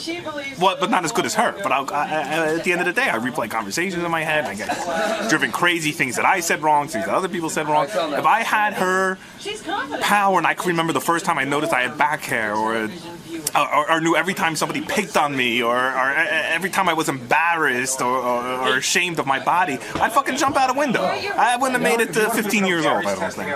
So it's probably best I don't have that ability. Unless it also came with flying. If I remembered everything, fuck good is that? Let me think. What was the question? if you had Mary Lou-like superpowers, how would you use them to your advantage? You mean her great ass? I'd probably flaunt it in front of guys like John Hine, Jason Kaplan.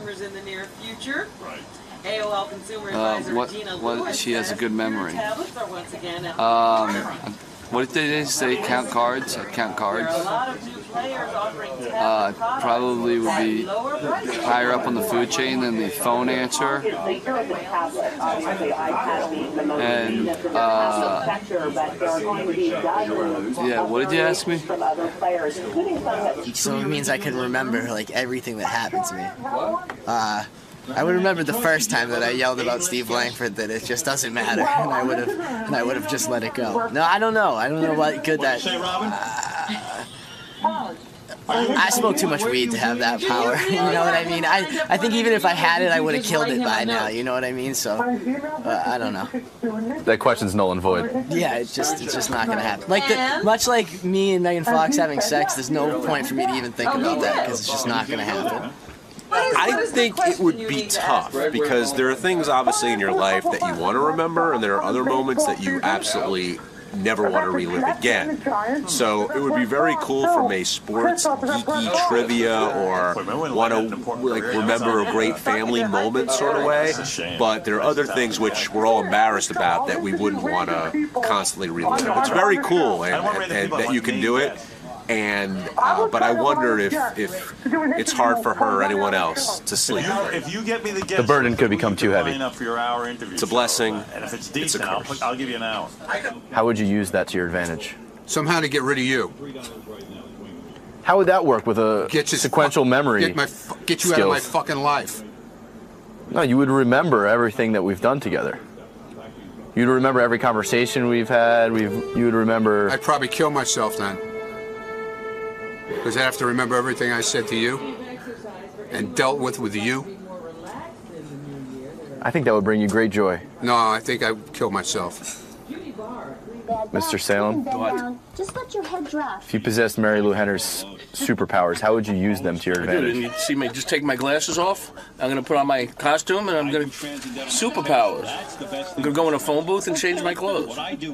Why would you need a uniform just because your memory is It great? says God's gift to bowling on the back. You ever saw that? I've seen it. I've lived it. Yes. If I possessed her superpowers, Yes. what would I do? Yes. I'd take every memory of you and get rid of it. Thank you. I would be right in every argument with my wife. We were talking about that. My wife and I watched it together. She said, she goes, you're knocking all my shit. Oh, I'm sorry. She said, that would suck if you have that, because every time we had an argument, you would always be right. I could say, it was a Tuesday, this is what you were wearing, and this is what you fucking said. So you'd have instant callback to settle any discrepancy. I mean, when couples argue, it's usually over, well, you said this, or you said that, or you did this, or you didn't do that. And if one person had the ability to always be right, it'd be awesome. Sal, if you possessed Mary Lou-like superpowers, how would you use that to your advantage? Well, I get asked a lot of times, who's the lady that says, "Can I taste your juice?" And I can't remember her name, but if I had Mary Lou Henner's memory, I'd be able to know her name. I might know her name's Ebony or something like that, but I don't have those powers, so I don't know. If you possessed Mary Lou-like superpowers, how would you use that to your advantage? Well, let me tell you, I would go back to the times when my buddy shit all over a German Shepherd's cock, and then I jacked off the German Shepherd, and he came in my face, and then I licked my fingers, and it was really fun, and then we went out back, and we shot a raccoon, and Dad cooked it up and sold it to the black folks. Those are some good old days. And this is a primary example of having access to the show. I'm listening to it was really good, and then I had to leave. So I missed the best part, which was Brandano and Steve. Because you haven't downloaded your app. Right. I could have carried it with me. Brandano and Langford evidently went at it. I heard about that, but I didn't hear it either. Steve Brandano is a weird little kid, He's the guy who hosts the intern show. He was an intern of ours, and I gave him a show. But he's odd. In his youth, he has such staunch opinions. Like, remember when we had him on the show? I mean, aside from him not liking Ganji, really disliking him, and not liking Steve Langford and holding on to these things, he was very angry that Miss Universe... Somebody was posing in a magazine who had won a beauty contest. Yeah, and it was very upsetting to him because... Oh, yeah, he came in, he was irate. Like, Miss America, Miss Universe represent America and the universe, and they should not, It was Miss America was in some movie or something. He didn't think it was a porno or something, right. Yeah. And he was really upset that Miss America wasn't representing our country. Like, everybody else was just, what are you doing? And he was like, how dare she?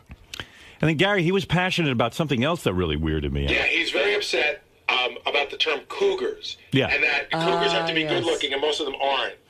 He was upset that, like, young guys like him go to bars, and now there's these cougars and... Stalking him. But it turned out nobody was stalking him. No one. And cougars come in there, and these ugly women come in, and they consider themselves cougars now, and they hit on him, and it's disgusting, and... I mean, who cares? I mean, nobody was hitting on him. He just was disgusted anyway. And they're filling up the bars because now they're all into this cougar thing, but they don't realize they're not good looking. He's going to look for young girls, and it's filled with cougars. It's a weird little dude, that Steve Brandano. Don't know quite what to do with him. Well, I heard the strangest thing about that whole argument with Steve Langford, and I don't know if it's true. He said he didn't want Langford to interview his girlfriend, and he finally had to start doing drugs to stop him. Yeah, I heard that too. But the whole thing was odd.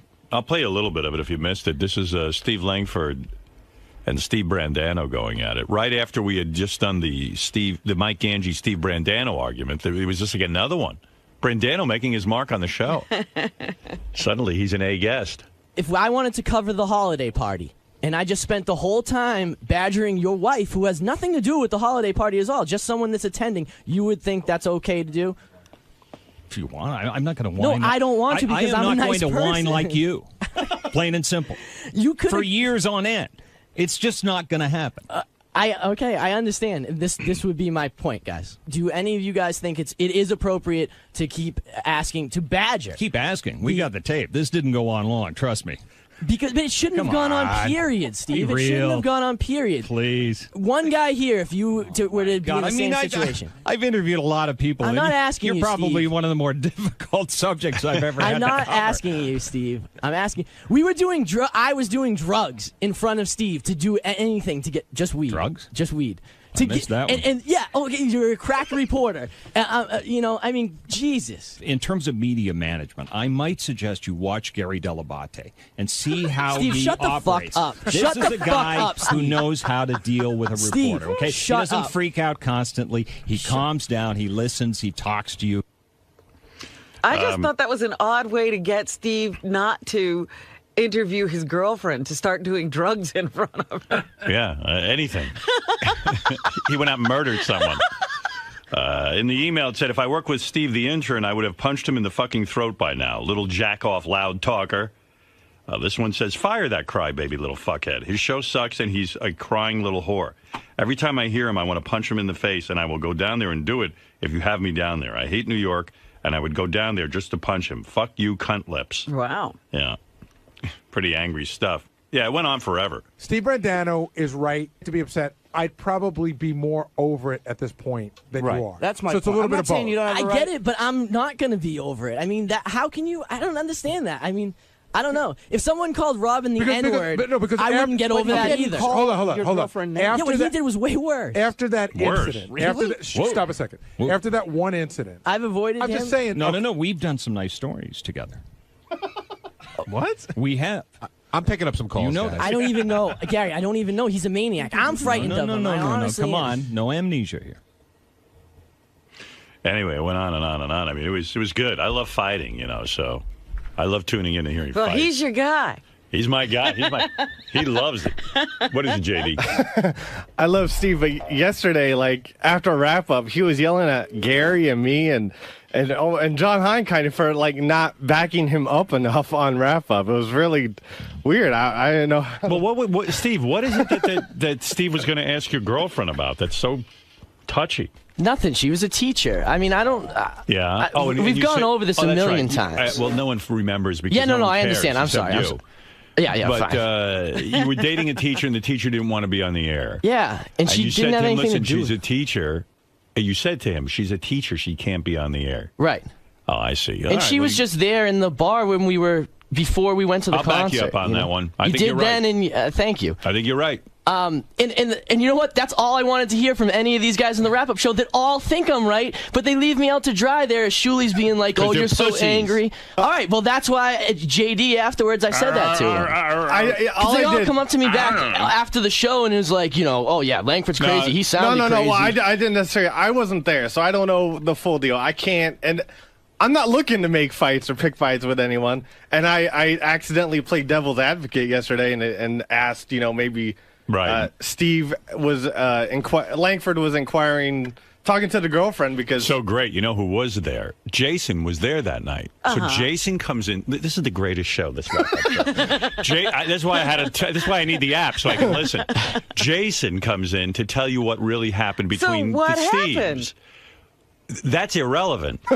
Jason comes in. So then Shuli comes in to defend Steve Langford because Shuli's part of the news department. And Jason turns to him in the middle of the wrap-up show and goes, you know what, Shuli, you have a habit of coming in when no one's looking for you. I was there. You weren't. And all you do is come in on something that no one has asked for you. It wasn't like Shuli observed this and had a different opinion. He wasn't there. Well, a second fight broke out between Jason and Shuli. It was great. I got a little worried in there, actually. Really? Yeah. Yeah. Wait, you got to hear this part. Isn't it true that they used to call you Mud? Well, wait. Let me see if I can find it. Mud. I don't know where the Jason clip is. And they're not marked properly. You know what, Howard? I think the one you're looking for is number 5. Oh, okay, that's what I was playing. Isn't it true that they used to call you Mud as your nickname? Absolutely. When I worked on the West Coast, my buddies used to call me Mud. Why? And all isn't the that... mud jokes. Oh, okay. What do you mean? He likes to tell shit jokes. Yeah, Oh, okay. Yeah. So I heard he shit his pants. Absolutely. Yeah, that's Okay, now what I remember. Okay, wait a second, Mel. Why do you say they call them Mud? because he was completely and totally into anal. It didn't matter. Now, where did you work? Tell me about who you are and how you know this. Steve, you know it's true. No, but I'm trying to ascertain whether you... There's one way to find out this is true. Can I call your wife and ask her if you're into anal? Well, wait a second. How do you know that that's what that means? Well, it is a story. How do you know Steve's not into receiving anal? Whoa. We don't know. I have to investigate Let's this. be Can I call accurate your for wife and ask her change. if you do anal? No, there's no Why? anal. Why can't I'm calling your wife this afternoon in terms and of asking if you shit do anal? jokes, constantly. Why can't we know if you do anal? I want to call your wife and find out if you do anal. You can. Are you telling me not to call your wife? No, you can do what you want. Just but the I can cost her at tell the you, Christmas party, Jim. lest you waste your time. No, I'll go call and ask her. Are you saying there's no story here? That's what it sounds like to me. I will never say that. This ain't the one with Shuley. I was trying to tell you, it's a wrong one. Oh, thank you. It's John thinks it's number 4. Oh, well, great. Anyway, so here, Everybody thinks it's a different number. no one knows. That's the scary fucking part around here. The whole beauty of him being on the station that he treats us as if he were at NBC, and if he starts acting, if he says, "Oh, it's just Howard, I'm going to treat it a different way," I think it all falls apart. But the guy said today, he said that stirring up trouble, which I think is Steve's somewhat his mandate. But he also said giving your opinion. The old slogan is a reporter's job is to comfort the afflicted and afflict the comfortable. But is it wrong to give your opinion during the story? Tim? It is true that in most of my career, I have never shied away in my news stories from giving my opinion. That is absolutely true. Guilty. Which is why you're on opinion shows, like Hard Copy, and not at NBC. But What? he was at NBC. What? And now he's not there anymore. So is me- he? But he was there. You were never there. Truly, is there any other radio show you got to jump in on where you weren't part of the conversation just to get on the air? This was between Feeling a little Brandano. sensitive there, Excuse me. Jason. This was between Brandano and Langford. And I was there, and I came to talk about what I witnessed at the Who asked you to come event. in? Who? But Jason, Who asked you're you not to come exactly in? I'm happy you're reliable. here, Jason. I was there, Shuley. Listen, I'm backing up my boy just like you're backing up your boy. There you go. So they broke into a fight. This sounds like we got a bar going on right here. A bunch of very good. angry drunks who are ready to throw down. Howard, Yeah. can I just ask you a favor? Can you play clip number 3? Because that's the one where Steve says he's going to kill Langford. Oh, yeah. It got really violent. Jesus. I dislike Angie. If we were anywhere else, I would try to pummel Steve Langford. Like, I mean, I want to hit him right now. I really do.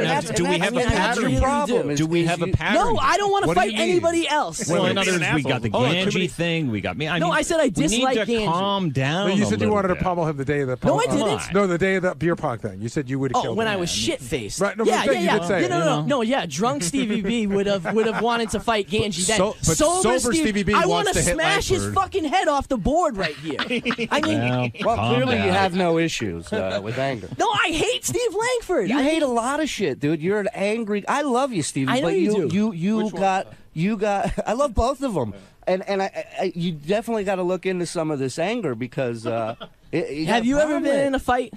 Of course, I've been in a All right, fight. I Look at haven't. me. So I guess I just need to get into a fight, and then maybe it'll be out. If you get Go punched, for if you it. get punched in the face once, you'll probably calm down. Yeah, maybe.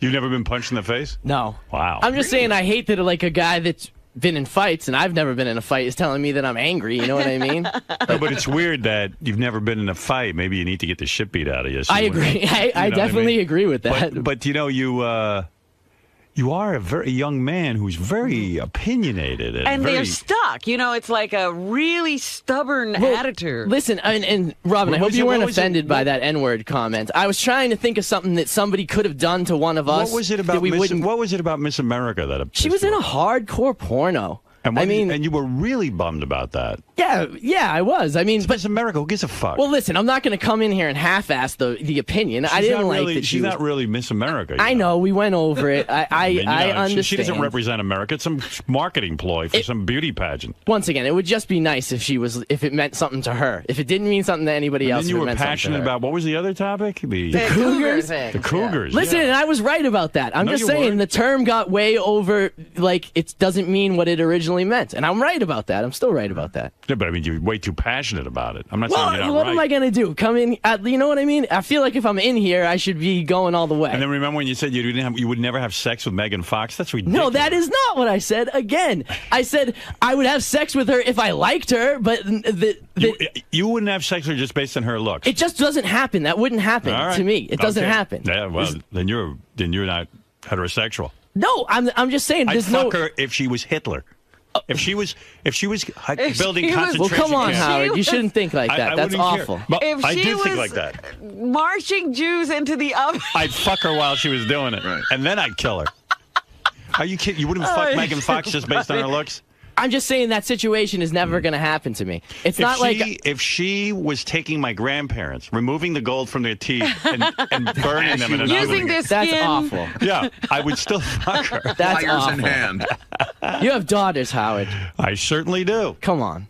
What does that got to do with anything? Being a gentleman, I guess. A I don't gentleman? know. I'm going to fuck her. Isn't that nice? You want me to just say, "Oh, I'm going to fuck every girl that's good looking"? No, It doesn't Megan matter. Fox, I said.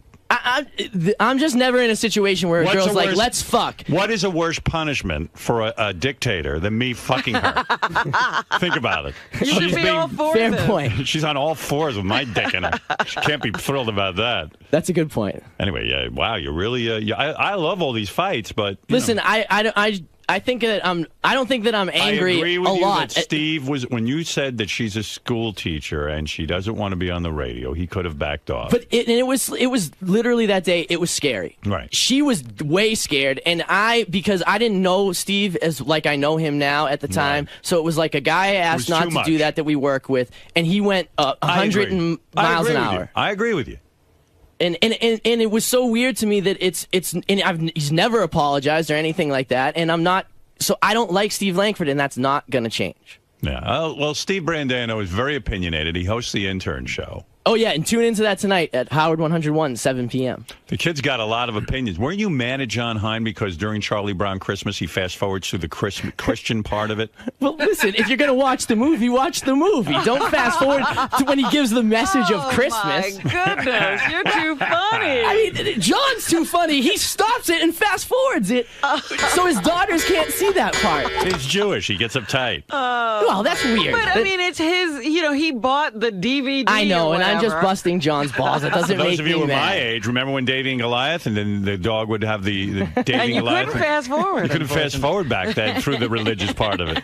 Yeah, no. Gee, Davy, I don't think it was a good idea that we fell down this hole. What are we going to do? We're going to be down here forever. No, Davy, Jesus is with us. He is? Of course, Jesus is everywhere. Get back to the fucking cartoon. It was such a good show until they got to that part. Can I just say, after all this Steve Langford stuff, that Ganji's not that bad? Right. You know? You're ready to go back to That him. just cleared my mind a little bit. So, yeah. Good job on the wrap-up show yesterday. Big Thank fights, lots of action, a lot of activity. On the wrap-up show, Steve Langford's here. Look at him. So official. Take a beating on yesterday's wrap-up show. I don't think he's concerned or upset. Not at all. You don't. He It feels doesn't that bother he's you. doing his job. Listen, people complain. I mean, Steve has a point. I mean, the girl was a teacher. She didn't want to be on Howard 100 and hear her voice. She didn't want to be identified. So he said, she's a teacher. Back don't off. interview. Well, we did not air anything with her. But he didn't want her even. He didn't Yeah, I know, want but, this- but reporters in the field do not take orders from other people. We don't. If every time somebody told you on an assignment, don't go there, don't do this, that wouldn't be reporting. Right. Oh, I see. Ever. Okay. You know what? I'm not going to argue with you. Okay. Well, he was just nervous that she would be on the air, and he wanted to respect her wishes. Absolutely. All right. Steve, what do you have for us? You're a pit bull. The latest on Robin Quiver's speeding ticket in Oh, Arizona. jeez. The court. What is this story?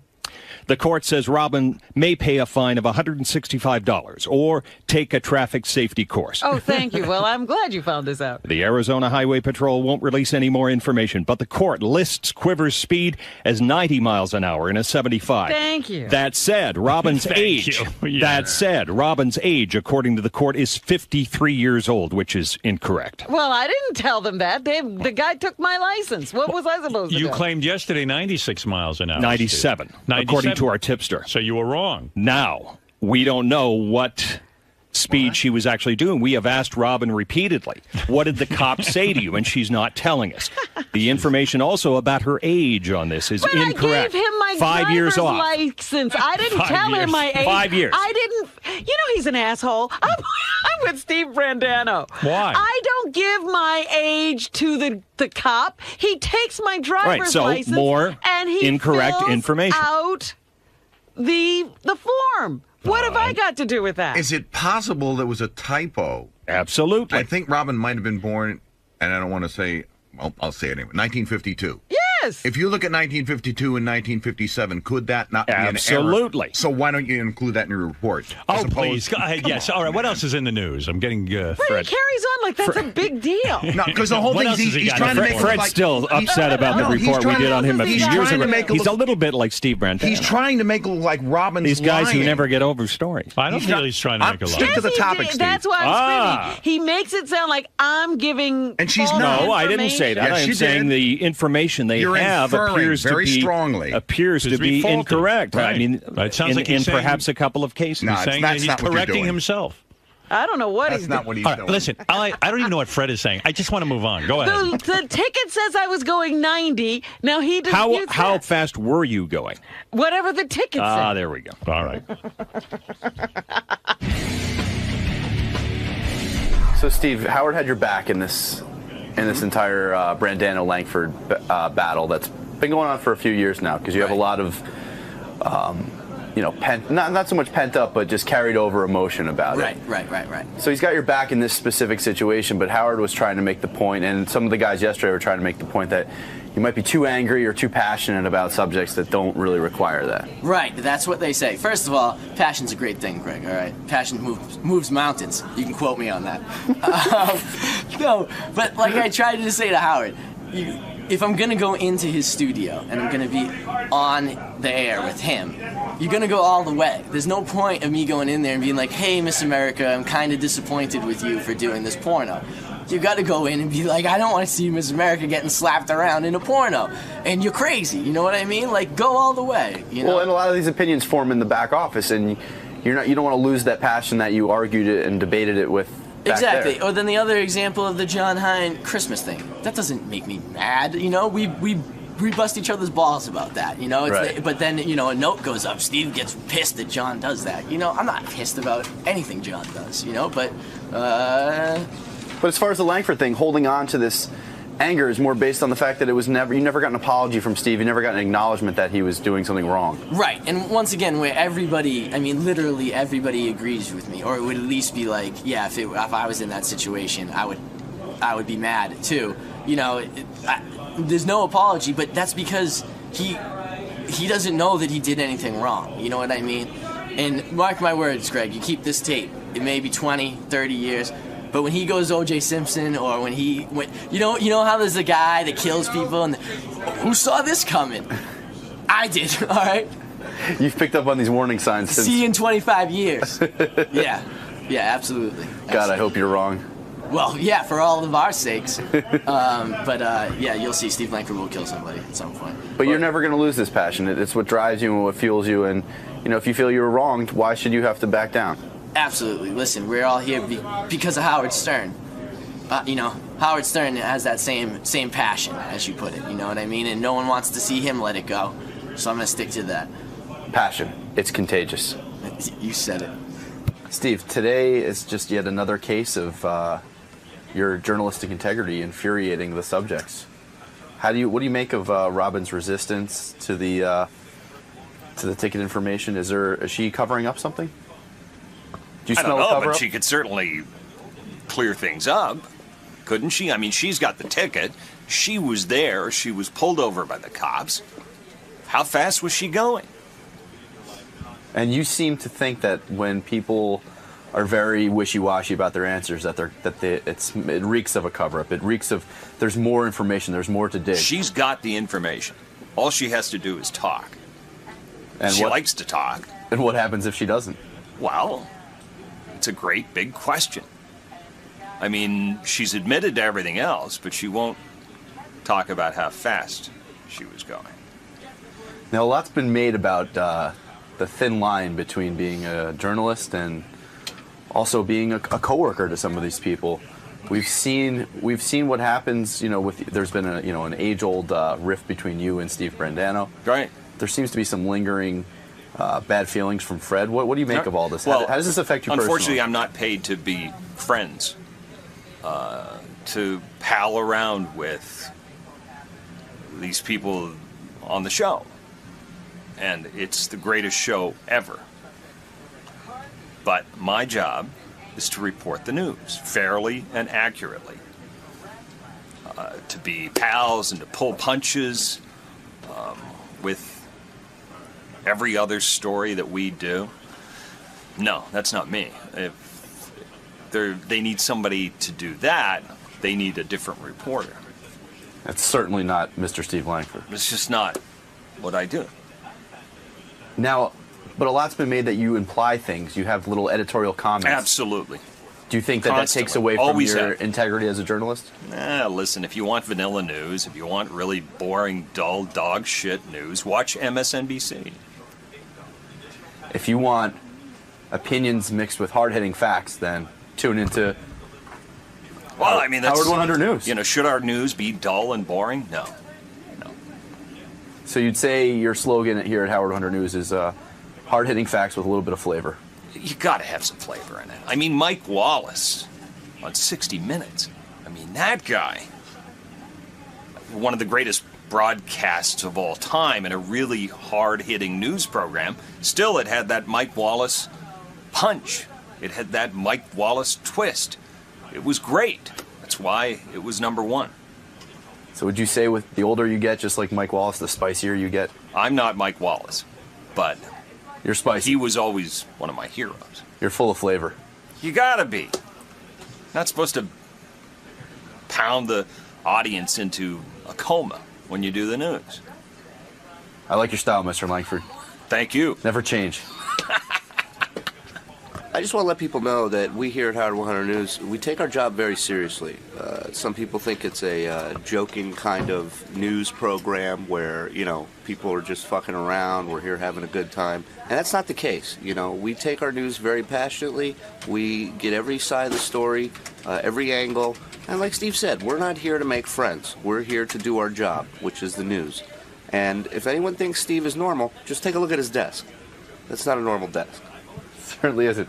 I like your integrity too. Thank Truly. you. Keep it up. Thank you. Thumbs up, all the way. Let's Really. do this. Keep it up, man. Cross our fingers, silent prayer. Let's get this one. Okay. I'm not exactly sure what Steve's reporting style is.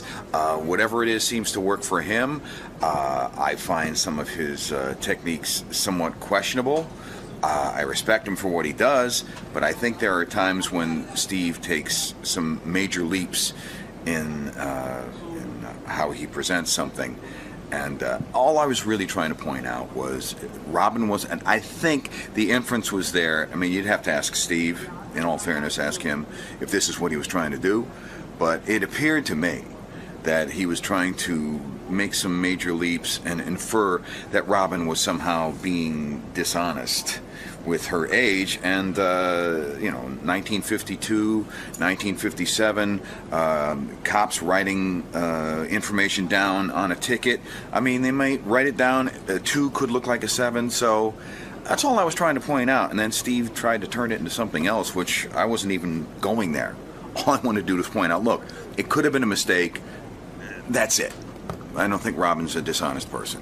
Right, and he tends to cling to his that's his role. He's a journalist. He has to dig. But you're saying sometimes he works his own opinion into things.